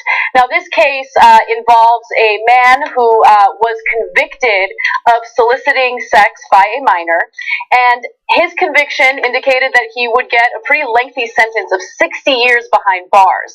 But that conviction was thrown out because of the treatment that he received from the judge. Now, the judge in this story is Judge George Gallagher. And apparently during this case, he had strapped a stun strap onto the defendant. And what the stun strap does is essentially electrocute an individual who is supposed to be a threat to people in the courtroom. But the problem in this case was that the defendant did not serve as a threat. In fact, the defendant was just responding to the judge in a way that the judge didn't like, and as a result got shocked 3 separate times. Now, there was a court, a panel of judges that responded to this case, and they did find that Judge George Gallagher was out of line in this case. Now, let me give you the specific details. Now, defendants are sometimes strapped with a stun belt around their legs. The devices are used to deliver a shock in the event the person gets violent or attempts to escape. In the case of Terry Lee Morris, though, the device was used as punishment for refusing to answer a judge's questions. During his 2014 trial on charges of soliciting sexual performance from a 15-year-old girl, the judge shocked Morris 3 separate times. Now, how bad is the shock? Is it debilitating? Is it, severe enough to warrant throwing this case out? Well, the stun belt delivers an 8-second 50,000-volt shock to the person wearing it, which immobilizes him so that bailiffs can swiftly neutralize any security threat. When activated, the stun belt can cause the person to seize, suffer heart irregularities, urinate or defecate, and suffer possibly crippling anxiety as a result of fear of the shocks. Now, he did suffer from severe anxiety. In fact, the shocks were so bad that he was too afraid to go back for his sentencing hearings. And since he wasn't there, they had to throw out that case. They threw out the conviction. Now, to be fair, he will receive a new trial. But what did he say in court that upset the judge so much? Well, the judge asked him to enter a plea, and apparently the defendant had a lawsuit against the judge and asked the judge to recuse himself as a result of that lawsuit. And he also did not want to work with the defense attorney that was given to him. That was all he said. Judge didn't like it, stunned him. Asked him to enter a plea again, didn't do exactly what the judge wanted, stunned him again. And then finally a 3rd time it happened. So again, the case got thrown out. He's getting a new trial, luckily. But this is insane. You can't torture defendants because they're not acting in a certain way. So, a bunch of problems here. Look, this is why you shouldn't put stun belts on human beings. If you say, hey, look, we should give the cops the tasers so that if they're about to shoot someone, use the taser instead, okay, that's fine. But it doesn't look like it's stopping them from shooting people anyway. It just seems like they're using it when they could normally use their hands. But, that's a pain. Okay. I mean, I wasn't going to kill this guy anyway, but let's tase him. Okay, that's bad enough, and that's a separate thing. But when you put it on a human being like they're a dog, you know what's going to happen? They're going to abuse it. At first, it's going to be, if there's someone who's in imminent danger, then maybe danger, and then maybe I don't like what you're saying. In this case, the defendant was actually completely right. He said, I sued you. You should definitely recuse yourself from this case. That's correct, right? So the judge can't be impartial. And then the judge proved his case by shocking him for no reason when he was not a physical threat. That's right. And so the thing that's also super frustrating about this is, so they throw out that particular case against him, but nothing ever happens to Judge George Gallagher, because if you're in power, you can assault people and you can do whatever you want and get away with it. So, I mean, if the defendant had used a stun gun on the judge 3 different times, and by the way, 8 seconds of 50,000 volts. 8 seconds. That is an incredibly long time to get shocked. Would the court have said, oh, well, the defendant, tisk, you shouldn't have used a stun gun on the judge. Okay, well, judge, you're free to go, but we won't do anything to the defendant. No, the defendant would be in a world of trouble. He would get years and years of imprisonment for that. But if you're a defendant, you're treated like a dog. So, a couple different points that I'd really like to make. So, point number 1 is, this is torture. He did not serve as an imminent threat to anyone. He just had the audacity to ask the judge to recuse himself for a specific and accurate reason. And as a result, he gets, cruel and unusual punishment is something that we are supposed to be against as Americans. But even if you look at this guy and you think, well, he solicited sex from a minor, I have no sympathy for him, I don't care how he's treated, fine, okay, sure. But also understand that taxpayers in Texas now have to spend more of their resources on a retrial because this judge can't handle someone speaking to him in this kind of, in this way, right? So he has to go through this entire trial process again. It's going to cost more taxpayer money. This is just it's a giant waste. Even if you don't care about the, inhumane treatment of this defendant, why would we allow or be in favor of a judge treating anyone like this?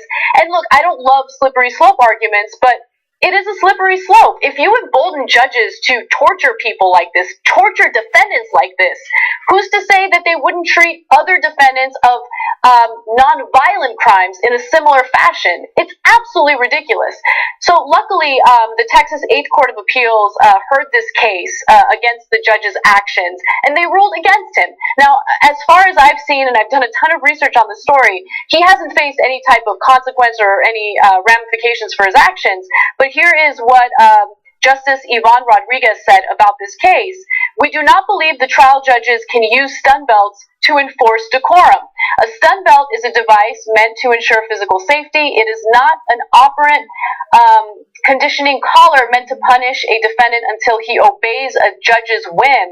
The court cannot sit idly by and say nothing when a judge turns a court of law into a Skinner box, electrocuting a defendant until he provides the judge with behavior he likes.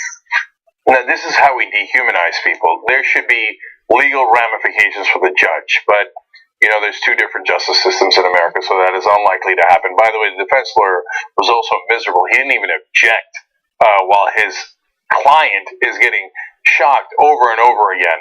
And so this is an absolute embarrassment. But look, again, that is why you don't put stun belts on human beings, because eventually that slope slides. And thank God the higher courts at least put an end to it and said it's not acceptable. But it's not acceptable to put it on him in the first place. We're supposed to treat fellow human beings that way. Because he was a terrible person, or an alleged, by the way, he wasn't even convicted yet, alleged to be a terrible person. He was convicted. But by this judge? No, but at that point, no.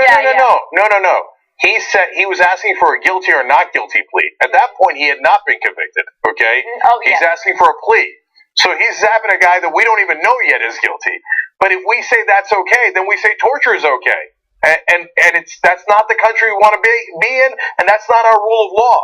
So we got to stop being so barbaric to one another. Yeah. Okay. All right. We got to take a break. When we come back, we still have the story of Stormy Daniels and why that might put Trump's lawyer in a lot of legal jeopardy in a couple of different ways, which then puts Trump in a world of trouble. The story has turned from humorous and salacious to one of a decent amount of import politically. We'll tell you about that when we come back. All right, post-game here in Studio B. It's a green screen magic of internet television. A lot of condom breaking stories. Any conversation that starts with Marriage is an interesting thing. Deserves a little bit of...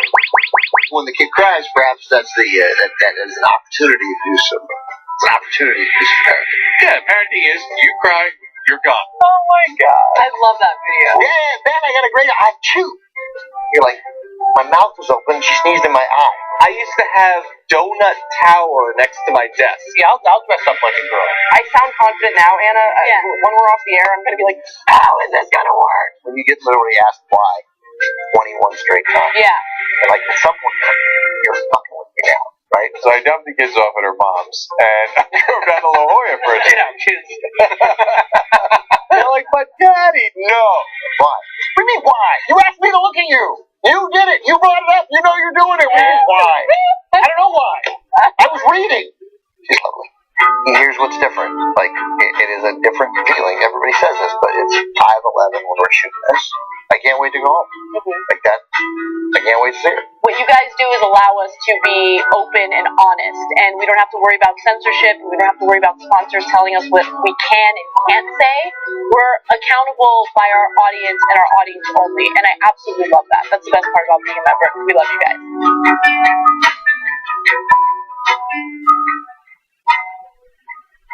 To be honest with him, like, yeah, I was upset with him and shit, but instead I was like, I'm just trying to protect my engagement ring.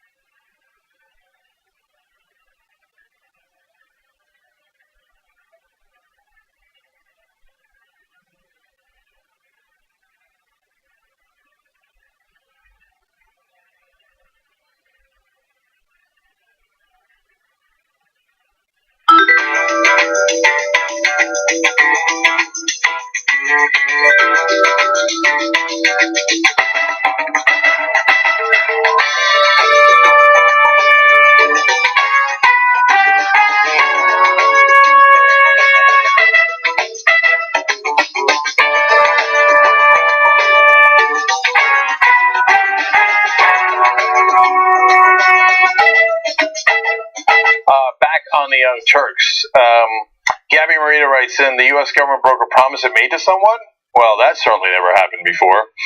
I enjoy that sarcasm. Jack McAnally says, going back on your word to protect them, like many Trump decisions, why would anyone make a deal with the U.S. in the future? Yesterday, I talked about at least 2 broken promises, but then you could do probably 2 stories a day on that. One was to Australian government about the steel tariffs, and the other one was about the elephant hunting. And so we shouldn't be surprised that the Trump administration broke its word. And then finally, Lee Cox says, how long until every criminal defendant has to wear one while in a courtroom about the stun belts? And Lee, you're exactly right, and that's exactly what I'm worried about. All right, guys. And by the way, shoptyt.com for this lovely shirt, Bernie So Punk. Okay. And you can also get Covfefe, which is, every time I wear it, I still get compliments on, and very stable genius as well. Real quick, Brett is wearing a shirt today that just says, "Are we great yet?"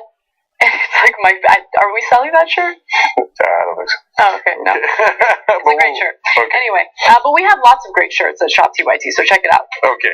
All right. That was hilarious. All right, what's next? Stormy Daniels, an adult porn actress known as Stephanie Clifford in her real life, has filed a lawsuit against Donald Trump. And of course, this has to do with the $130,000 payment that she received from Trump's personal lawyer, Michael Cohen, and the non-disclosure agreement that she had signed as in return for that payment. Now, the lawsuit essentially claims that since Cohen's been talking about this case, and since Trump himself did not sign that non-disclosure agreement, then it's null and void, essentially freeing her to share her story and talk about what she's experienced. She's also claiming that Michael Cohen, up until very recently, had been threatening her and telling her not to share the details of this story with the public. Now, she did file a civil suit against the president in Los Angeles Superior Court on Tuesday, alleging that since Trump never signed the non-disclosure agreement their lawyers set up weeks before the 2016 election, their hush agreement is not null and void. There are other components of this lawsuit, though, that I want to share with you guys. Clifford and Cohen signed the contract, but Trump never did. The suit alleges that he purposefully did not sign the agreement so he could later, if need be, publicly disavow any knowledge of the agreement or Clifford. The suit argues that even if the hush agreement was valid without Trump's signature, Cohen voided it when he made multiple statements to the media, and we know that he did. He talked about how he paid that $130,000 out of his own pocket, that Trump knew nothing about it. And even if that were the case, there are some potential legal consequences to that. We'll get into that in just a minute. The lawsuit also alleges that when the story went public in January, Cohen used intimidation and coercive tactics to force her to sign a false statement denying that she had an affair with Trump. If that is proven to be true, that could also have severe consequences for Cohen himself. He could potentially get disbarred, and again, we'll touch on that in just a minute. Also, the hush agreement says Clifford has confidential information related to Trump, which includes, quote, information, certain still images, and or text messages. Okay, that's really important. So, let's begin to break it down. First, let me start with that last part. When this story first came out, I had two thoughts about it. One, I don't care. So he slept with a porn star. Is anyone surprised? Melania, are you really surprised? No one should be surprised by this. And I don't care what he does in his personal life. And by the way, Trump is not a guy who ran on family values. He's a Republican, and all the evangelicals loved him, but that's their problem, not my problem. Trump didn't say that he was the best family guy. To be fair to him, he was on a picture of on the Playboy cover when evangelical leaders were posing with him in his office, etc. So that salacious part of the story is totally uninteresting to me. It's fun, but it's not politically important. But I was wondering, why did they pay her? There was already 21 women who had accused him of far worse things: sexual assault, sexual harassment. This was consensual. So, okay, he didn't want it to get out because it was right after Melania was having Barron, and that's awkward. But I'm like, but Trump, he could just deny it. I mean, that's the number one go-to move for Trump. I deny it. I strongly deny it, right? So why in this case did he bother to pay the $130,000 and potentially get himself into legal trouble? Oh, she had pictures and texts. So the texts are bad because it's going to show definitively coming from Trump's phone, probably. That's why they mentioned it in the lawsuit. And it's going to say the stuff that's dirty, dirty. That's one thing, and maybe bad enough. But if she's got pictures, okay, right? Oh my God. That's why they settled. I'm like, that now. When I saw that in the complaint, I was like, that's it. Now it makes sense. Okay, so that fits in, explains why we're even in the middle of this mess. Now let's talk about the legal ramifications. So now it's one thing for Michael Cohen to get her to do a non-disclosure agreement or a hush agreement. That happens all the time. That's perfectly normal and legal. Now, that's basically saying this might or might not have happened, but I definitely don't want you to talk about it, okay? Sometimes people do that just to get rid of a headache, and if it's a small amount, and that's fairly normal. This is a large amount, and coming out of the lawyer's own pocket is really weird. That gives you an indication that perhaps it did happen, right? And then they want her to be quiet about it. But either way, that's fine.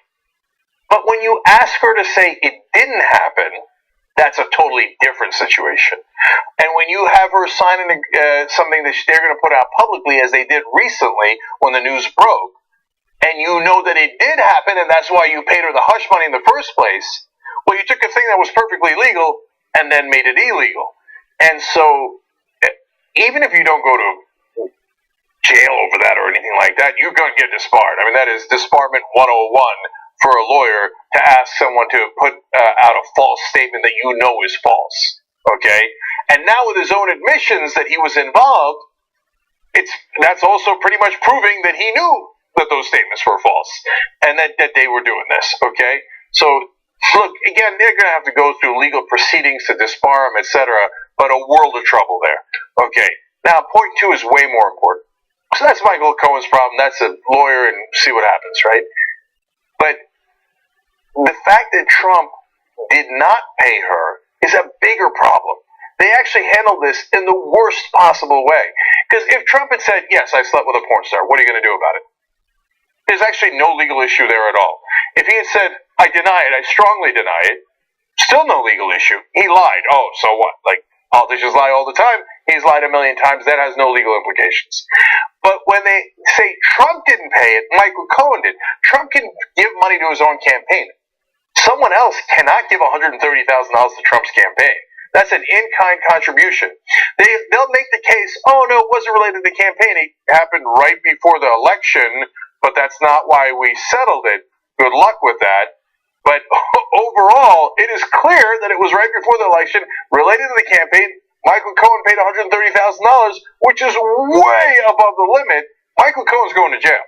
Now, look, this is a thing. He's going to jail. Okay, if there was any justice in the world, there's no justice. And the FEC operated, but it's not just the FEC. FEC is useless. That's the Federal Election Commission. They got 3 Republicans that'll block anything. If Michael Cohen came out on national TV drunk, like Sam Nunberg, or straight or sober, and came out and said, yes, I had her do a false statement. Yes, I gave $130,000 in-kind contribution that I illegally shouldn't have given.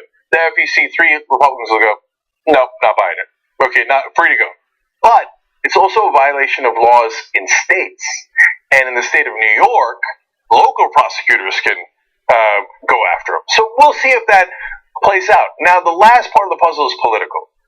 Now, Michael Cohen now in a lot of legal and career trouble. A lot, okay? And apparently, in a recent story that came out just yesterday, Michael Cohen tried to go get the $130,000 from Trump because he's like, man, wait, I thought you were going to pay me back. I gave her $130,000, but I didn't sleep with her. You slept with her. He apparently had trouble getting his call returned. So what happened? Trump, as usual, screwed him. That's what he does to everyone, including his closest allies, and now apparently his lawyer. Here's a person you don't want to screw over. Your lawyer. He knows everything about you. So, if Cohen, faced with a lot of legal jeopardy, turns on Trump, okay. So I have absolutely no hope whatsoever when it comes to Cohen getting in trouble for making an in-kind campaign contribution. And the reason why I say that is because he could easily say, as his defense, that he had made that contribution not to help Trump's campaign, but to prevent the information from getting out and harming Trump's family. I remember Edwards had made a similar argument or case when there was some money involved in the affair that he had. Right? I know, but Anna, look, I wouldn't be so sure. I hear you because almost like there's rampant corruption in America. Almost everyone gets away with it. So you're right to be skeptical overall. But some people do go to jail for campaign violations. Just ask Dinesh D'Souza. And so he got his mistress to give extra money, but he paid her back, which was actually meant that he went over the limit, and he lied about it. And he went to jail. So it happens, especially the conservative idiots who don't even know how to do corruption. Most of it is legal. You can just give it to a PAC. You can do an independent expenditure. You can do dark money. You can do it 100 different ways, but you can't do this, where an individual gives $130,000 essentially to a campaign, right? Dinesh D'Souza, I think, gave $10,000 with him and his mistress, and maybe his wife, real classy guy, okay, and look up the details online. And then he had to go to prison for it.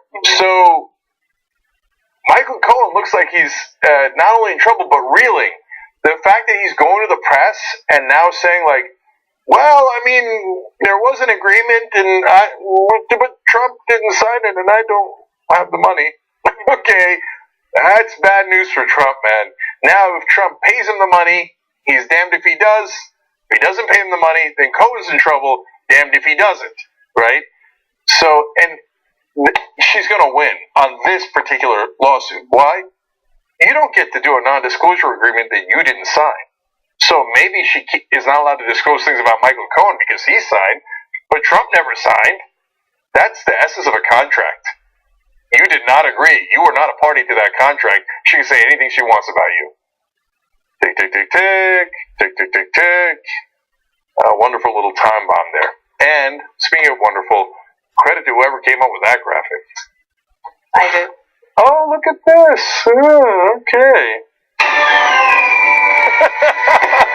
That's why they pay me the big bucks. To come up with porn ultimatum. Yeah. All right. Another break. When we come back, more stories for you guys. Go. Our special election day coverage dropping! An amazing power pack. Look at this battle! We'll talk about power! It's like a smart Destiny child. We're all too strong. We spun a revolution! Yes, another one! Aren't you excited? Wow! Some of the best writers in the country are right here on this panel, with the obviously exception of John Irola. Let's also quickly discount Harry Potter fanfiction. We have elected the top Twitter troll in the country. What ran me away from Christianity was judgment and condemnation. Assaulting peaceful protesters in North Dakota, crazier than bombing Yemen, crazier than bombing Syria so much they ran out of bombs. Reductive interpretation of what their motives are, what Putin's are, by these amateur experts. We don't kill our journalists, and they do.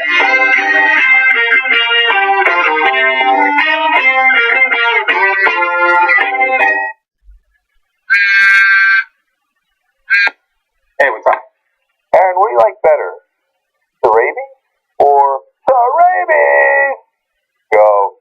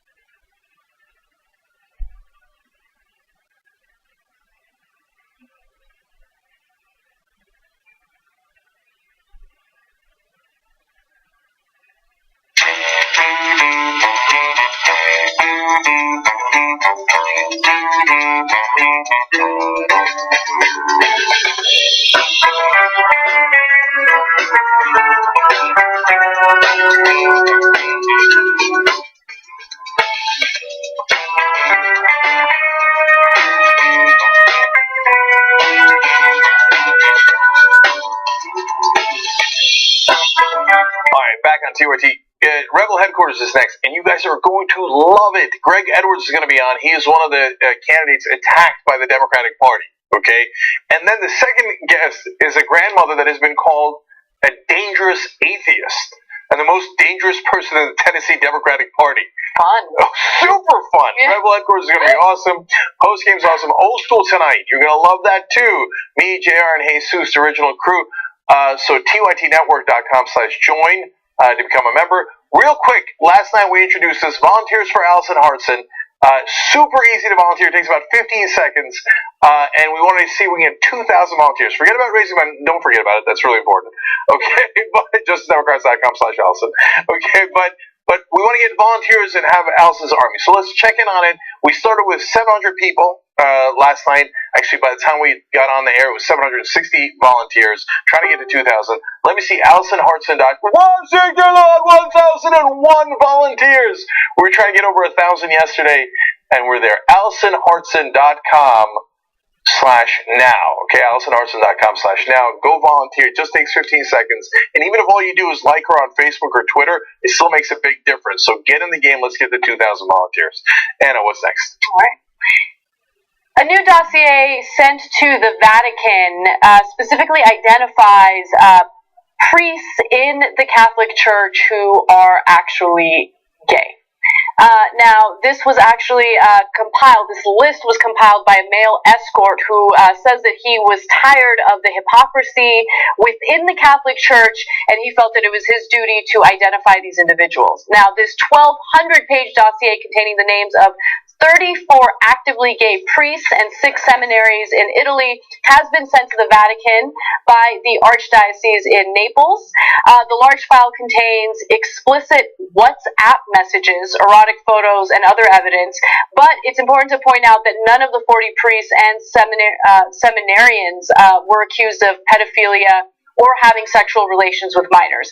So, based on what we know, this just indicates that there are some gay priests that indulge in male escort activity, but it's all consensual behavior. Allegations compiled by this man, he's a gay male escort, told local media that he couldn't put up with the priest's hypocrisy any longer. He said the aim is not to hurt the people mentioned, but to help them understand that their double life is not useful to them or to all the people for whom they should be a guide and an example to follow. So I have mixed feelings about this. I hate that he's releasing the pictures. And are some priests gay? Of course! But on the other hand, they don't admit it, and they speak out against other gay people. I don't know about those 40 in particular, but the church overall does. Then I saw the statement by the church in response to this, and it made me a little ill. He said, "There remains the gravity of the cases for which those who have erred must pay the price," the Vatican wrote, and be helped to repent for the harm done. At a moment when the church still says it's a grave sin to be gay and they have to repent for who they are, it's hard not to sympathize with the escort who says, well, then you should know who they actually are. On the other hand, I feel terrible for them. They're leading this miserable double life. Right. But maybe he's going to liberate them in a sense. I don't know. What do you think? Well, I hope that he does liberate them. My biggest issue with these priests, if they're engaging in consensual relationships, there's no problem with that whatsoever. My only problem is that the Catholic Church still, till this day, has been very negative and judgmental toward the LGBT community. And if you yourself are gay and you're living this double life, I feel like it is your responsibility to, be the antithesis of what you currently are, which is this judgmental priest. There's so many gay people out there who still feel disenfranchised, and it's important for these priests to come out and be who they really are. All right. Bye-bye.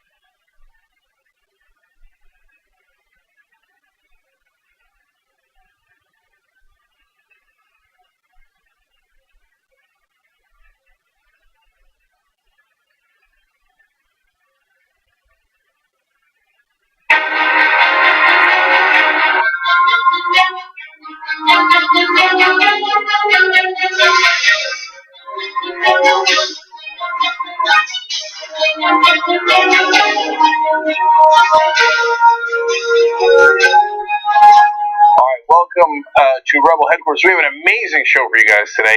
First guest is going to be someone basically attacked by the Democratic establishment. We'll get to that in a second. But the second guest is one doozy of a guest as well.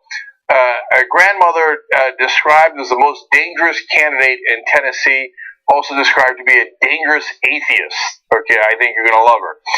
So let's get started. Greg Edwards is running in Pennsylvania's 7th District, and he is a progressive candidate. He's a Justice Democrat. And apparently, the Democratic establishment is not in favor of Greg Edwards. So, Greg, welcome to the show. How are you? Hey, it's good to be here, Cenk. How are you? Great, great. So, there's a lot to talk about in your race. There's redistricting in Pennsylvania. There's Democratic primary. There's the people who you're going to go up against. Is the state of the district itself. But first, let's start with the big news. Let's talk about what happened to you recently. So, how was it that the Democratic Party got you a message that they didn't want you in this race? Well, we had found out through a variety of sources that they basically wanted the front-running candidate who had raised the most money, who happened to be a candidate of color, to take another position, to not run for Congress. And so that came back to our campaign through a variety of sources, actually from D.C. and throughout the nation. I got a couple of phone calls. And then there were some folks on the ground that said, they're basically trying to get you out the race. So, Greg, did you say you raised the most money in that race on the Democratic side? Yeah, absolutely. So at the end of the fourth quarter, we outraised through small dollar donations all of our Republican and Democratic opponents, and that was something that we actually didn't expect to do, but we have an incredible ground game, and there's a lot of momentum, and folks are really excited about the campaign that we're running. So now the Democratic establishment gives the excuse every time, well, look, guys, you got to have money to be competitive, and it's all about the money, but Greg has the most money, so that excuse is eliminated. Greg's a pastor. He's a civil rights activist. I'm going to read you a quick list of his awards. The NAACP Man of Vision Award, the Peace Pilgrim of the Year Award, the Community Development Award by the Allentown Human Relations Commission, the William Gray III Leadership Award, and the list goes on and on and on. So if it's not your record of achievement, if it's not that you're not progressive enough, nobody can make that argument, and it's not the money, what is it? Why do you think they wanted you out of the race? Well, I think, Cenk, that they wanted to clear the path for more establishment-like candidates. I think that they were thinking that even with the redistricting, the candidate of choice from the establishment would be kind of a Republican-like or a Democrat-like candidate. And we were raising money and building a ground game that this area has never seen, and we were doing it really without the help of the establishment. And I think that was intimidating to the powers that be. So, and Greg, was the message to you subtle, and maybe there was a misunderstanding, or was it clear? Well, they had called us to a meeting, and my staff and I attended, and they had stated they wanted to know how much money we raised, and they wanted to know about our staff, and they had asked who we were using, and if we were using any of their political consultants. And the reality is that we weren't using any of their political consultants. And then it got back to me from one of our local officials and some folks from D.C. That they were seeking for me to run for a lower office for state senate. So the gentleman came back from D.C. and basically said, yes, that's true. Though we didn't ask you directly, we were wanting to see if you would be willing to run for a lower seat. Yeah, well, that seems pretty clear. Now, one of their stated reasons is, well, we got to get a Republican-like guy to be able to win in that district. But we had redistricting in Pennsylvania. So what's the state of your district today? Well, I mean, we are so excited. The district is now ungerrymandered. It's all of Lehigh County, all of Northampton County. We have an urban district that has Allentown, Bethlehem, Easton, parts of southern Monroe County, including Stroudsburg, East Stroudsburg, lots of colleges. It's a much more urban district, and the profile of the district in terms of the racial demographics certainly changed. about 25% of the district now is about people of color, and so we're really excited. This district was gerrymandered, and it wasn't continuous, and the demographic wasn't the same, and now we're not just viable, we are really the candidate to be, and we're really excited about that. And this really looks like the people have an opportunity to elect equitable representation that reflects the community. And I know that district went from an R+4, meaning the Republicans have an advantage by about 4 points, which, by the way, in a wave is not very much at all, and certainly within contention. But now that it's ungerrymandered, it's a Democrat +1.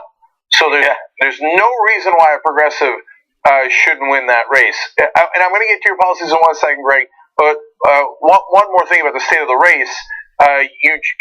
It looks like the establishment attack against you might have backfired again. You just picked up an endorsement yesterday, didn't you? Sure. So we picked up an endorsement from the Working Families Party of Pennsylvania. We also picked up today an endorsement from SEIU, their state council. So, not only have we outraised all of our opponents on both the Republican and Democratic side through small dollar donations, I think at this point we have about 5,000 folks that have come on board and really believe that democracy needs to happen now. But we also have more endorsements than any other person running in the race. And I think that that's really important. I mean, I think it's important that progressive organizations are now putting their money where their mouth and their vision and mission is. And we are super excited about that. Yeah, and by the way, I just want to be clear to the audience, too. These are not endorsements from establishment politicians who I personally couldn't care less about, but it's SEIU, Justice Democrats, Progressive Change Campaign Committee, Common Defense, Working Families Party, the Collective PAC, Women's March Pennsylvania, etc. Real progressive grassroots groups that are getting behind Greg Edwards' campaign. So, and there's a reason why. You are the most progressive person in the race. If you're a Justice Democrat, that means you don't take any corporate PAC money. That means you're uncorrupted. And so there's a lot of logic there. So, but tell us a little bit more about your policy positions. Well, I mean, let me just say this. I think it's hard to run a political campaign and try to become who you've never been. And certainly healthcare is a priority. We think a single-payer Medicare for all is the only way to go. That's not going to break the back of small businesses and also not bankrupt families. We have families all throughout the 7th Congressional District that are really hurting because of their lack of health care. Certainly in Pennsylvania, we rank number 48 in terms of our educational outcomes, and we believe universal preschool and debt-free college is the way to go. College is no longer a pathway to prosperity. It's really, kind of a pathway to poverty when folks leave college and they're shackled by this debt of exorbitant high student loans. And certainly, $15 an hour, which is what I'm advocating for as a minimum wage, a federal standard $15 an hour, which is $30,000 a year. In Pennsylvania, our minimum wage is $7.25. Jesus. And that's our minimum wage. That doesn't include the waiters and the waitresses and the folks that are working in hotels and the folks that are bringing folks food. I mean, $7.25. And so we're saying at least we need $15 an hour, $30,000 a year. We don't think that's asking too much. And and I think now is the time for us not to ratify the extremist agenda of Donald Trump and the Republicans, but now is the time really for us to be bold and to ask for the entire pie. Because after all, we've paid for it. Yeah, and look, I've gone over and over on the show about American workers' productivity versus their flattening wages. And if wages had kept up with productivity, the average American worker would make $17,000 more per year, which is just stunning. And to back up what Pastor Edwards is saying there, that $7.25 for if you work 40 hours a week the whole year is $15,000. Now, that you can't live on $15,000. That's why your message is resonating, because people know that if you work your tail off, getting $30,000 a year is not too much to ask for. Asking for health care so your family doesn't die is not too much to ask for. But one last thing about policy. You have a unique position on gun ownership. What is that? Well, I mean, we believe that, first of all, we need to reestablish the federal ban on assault weapons. We need universal background checks that can't be remediated across state lines. I believe we need home safety checks for any person that wants to own more than one firearm. But I also believe that every person who wants a gun should have that gun registered, and also there should be an insurance policy and coverage of any person that wants to own a firearm. Once gun ownership is monetized, watch what happens to these situations that are happening across the nation in terms of guns being on the loose and lost and stolen controlled. Once the insurance companies and that industry gets involved into helping monetize gun ownership, I think there's going to be more prudence in terms of who gets guns and who doesn't get guns. Yeah, it's not quite the Chris Rock strategy of $1,000 a bullet, but but it makes a lot of sense. If we have to register and insure our cars, yes. Why shouldn't we register and insure a killing machine that's a gun? And you might need it to defend yourself. And there's a lot of rural parts of Pennsylvania. I understand that, but if you can insure your car, you can insure your gun. So I want everybody to have the links for Greg Edwards as well. EdwardsforPA.com is the website. All these links are really easily clickable in the description box on YouTube and in the comments section on Facebook. So just go down there, check out the website, check out his policy positions. Volunteering is the most important thing because that actually gets you victories in people-powered campaigns. But if you can't volunteer or you live somewhere else, a donation for people who don't take corporate PAC money makes all the difference. Greg Edwards, thank you so much for joining us. We really appreciate it. Thanks for having me on, Chang. All right. Now, when we come back, you're going to love this granny. She's considered a dangerous atheist in Tennessee, and she's coming for the Republicans, and they're running scared. We'll be right back.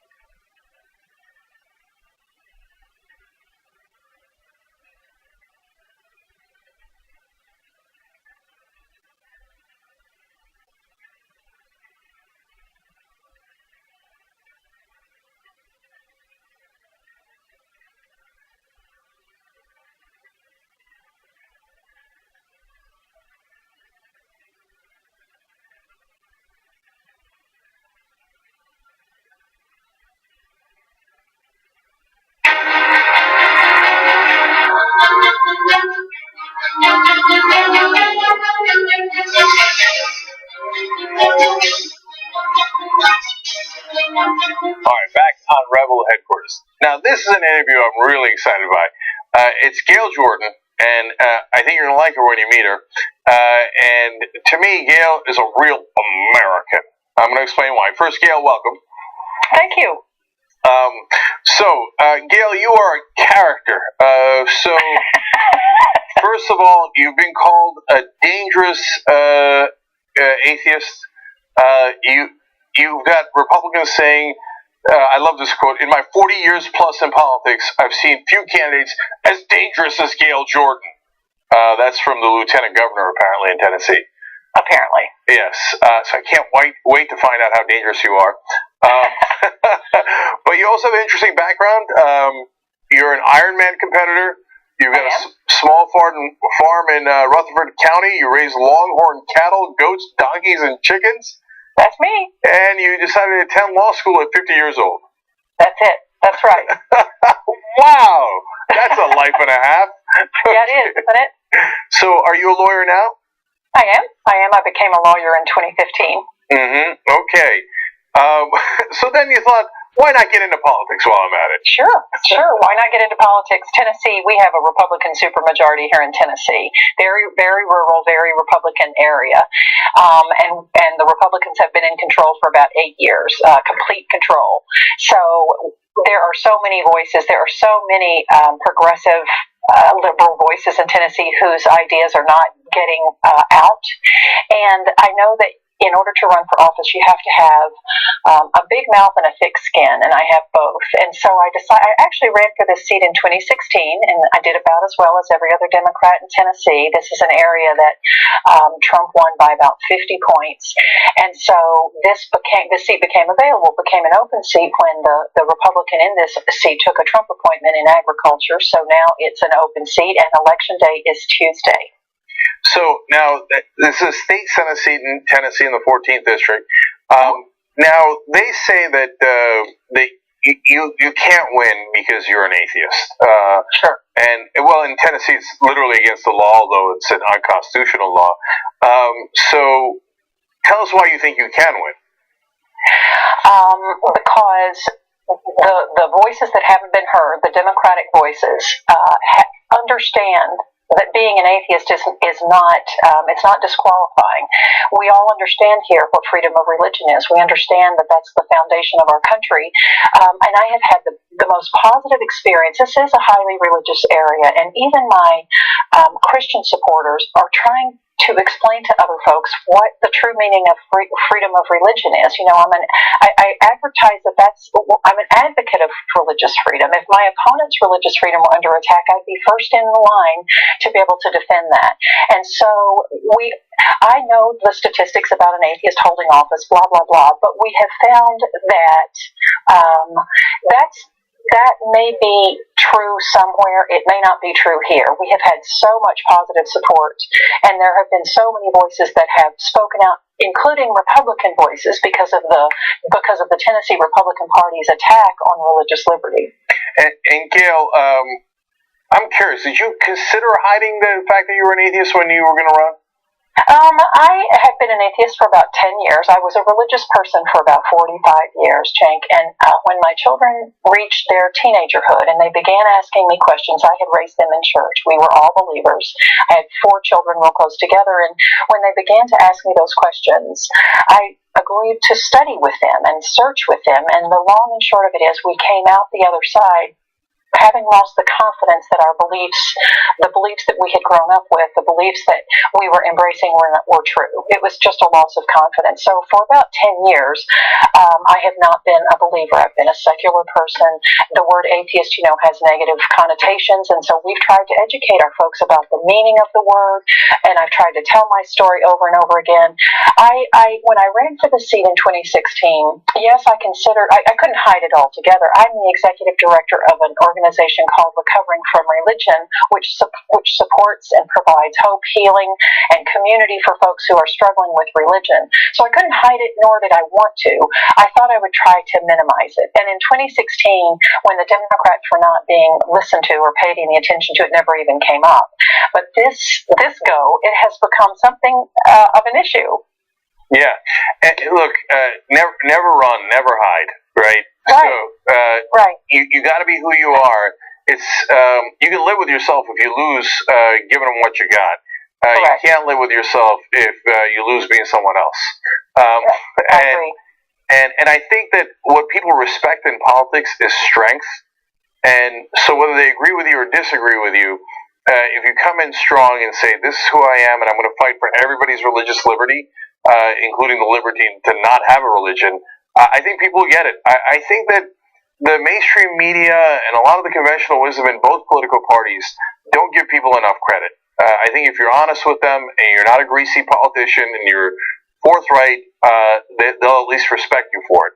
And Cenk, I agree with you, and that's the sentiment coming from so many of the supporters. And the funny thing is, my opponent is a very religious person, and he's put that on all of his literature and all of his website, and I understand that. And as I said, this is an area that Trump won by 50 points, so why they're coming so hard at me? You know, it makes you pause, it makes you wonder. This is today's card. I don't know if you can see this. This is the postcard I got in today's mail because I have kooky ideas. They have come at me so hard. As you said, the lieutenant governor has tweeted it. The lieutenant governor has sent emails about it.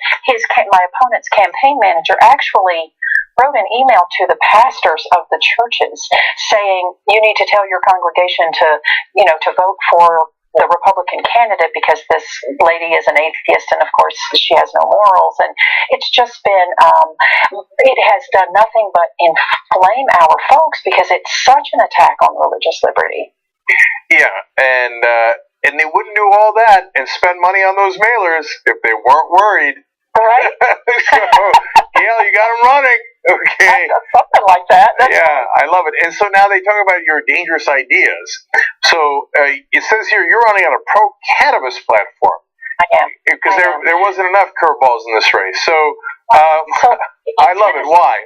Here in Tennessee, we have a terrible opioid addiction problem, as do many areas, but particularly here in Tennessee. And so our pro-cannabis platform has to do both with, it has to do with the pain relief. Obviously, there are diseases whose symptoms respond favorably to cannabis, but it also has to do with its application to our opioid addiction problem, our opioid addiction crisis. In addition to that, we have the business and tax revenue, and we have the criminal justice reform. These are all things that are a win-win-win for our area in Tennessee. We desperately need the relief that cannabis can give us in our opioid addiction problem. And then, as I said, the other things that we've mentioned. My opponent is a wealthy pharmacist, so surprise, he's against cannabis, and we need it so badly. We also we're campaigning on the expansion of Medicaid. Tennessee did not take the ACA, so we every year we walk away from millions and millions of dollars that we've already paid in our federal dollars, and we leave our folks uninsured. And then we have the additional problem when those uninsured folks need care and they visit our rural hospitals. The hospitals try as much as they can, and they can't sustain without any kind of reimbursement. So they eventually close. We've lost 10 rural hospitals in the 8 years that the Republicans have been in control. Wow, that's a stunning number. Yep. So.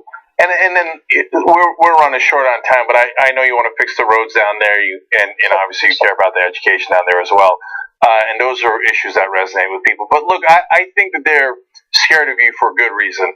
I think that people vastly underestimate the power of your idea about cannabis. I think the people already get it. The politicians don't get it. The government doesn't get it. But the people get it. They know that the opioid addiction problem isn't, as Trump says, drug dealers coming in from New Mexico. They know that it's actually coming from the pharmaceutical companies. We're not stupid. We see where it's coming from, right? And we know that we can do cannabis for painkiller. It's cheap. It doesn't cause addiction. It doesn't kill and destroy your family. It's far less dangerous than alcohol. Yeah, I think on that alone you could win. Let alone all the other things that you're doing to actually appeal to the voters in that district. So, Gail, if you turn a plus 50 district into a win, man, you'll have lived up to the billing of the most dangerous grandmother in Tennessee. There you go. At least for the Republican Party. That's the title I'm proud of. All right, I want to show everybody your links. Gail Jordan for Senate, TN14.com there. and we'll have all the links down below in the description box on YouTube, and then in the comment section on Facebook. Obviously, go check out all of Gail's positions, because she's coming for the Republicans and she's going to represent you. Go get them, Gail. Thank you, Cenk. Thanks so much. All right. Man, I love that. Okay, I'm going to go raise some longhorn cattle. America. We'll come right back for the post-game.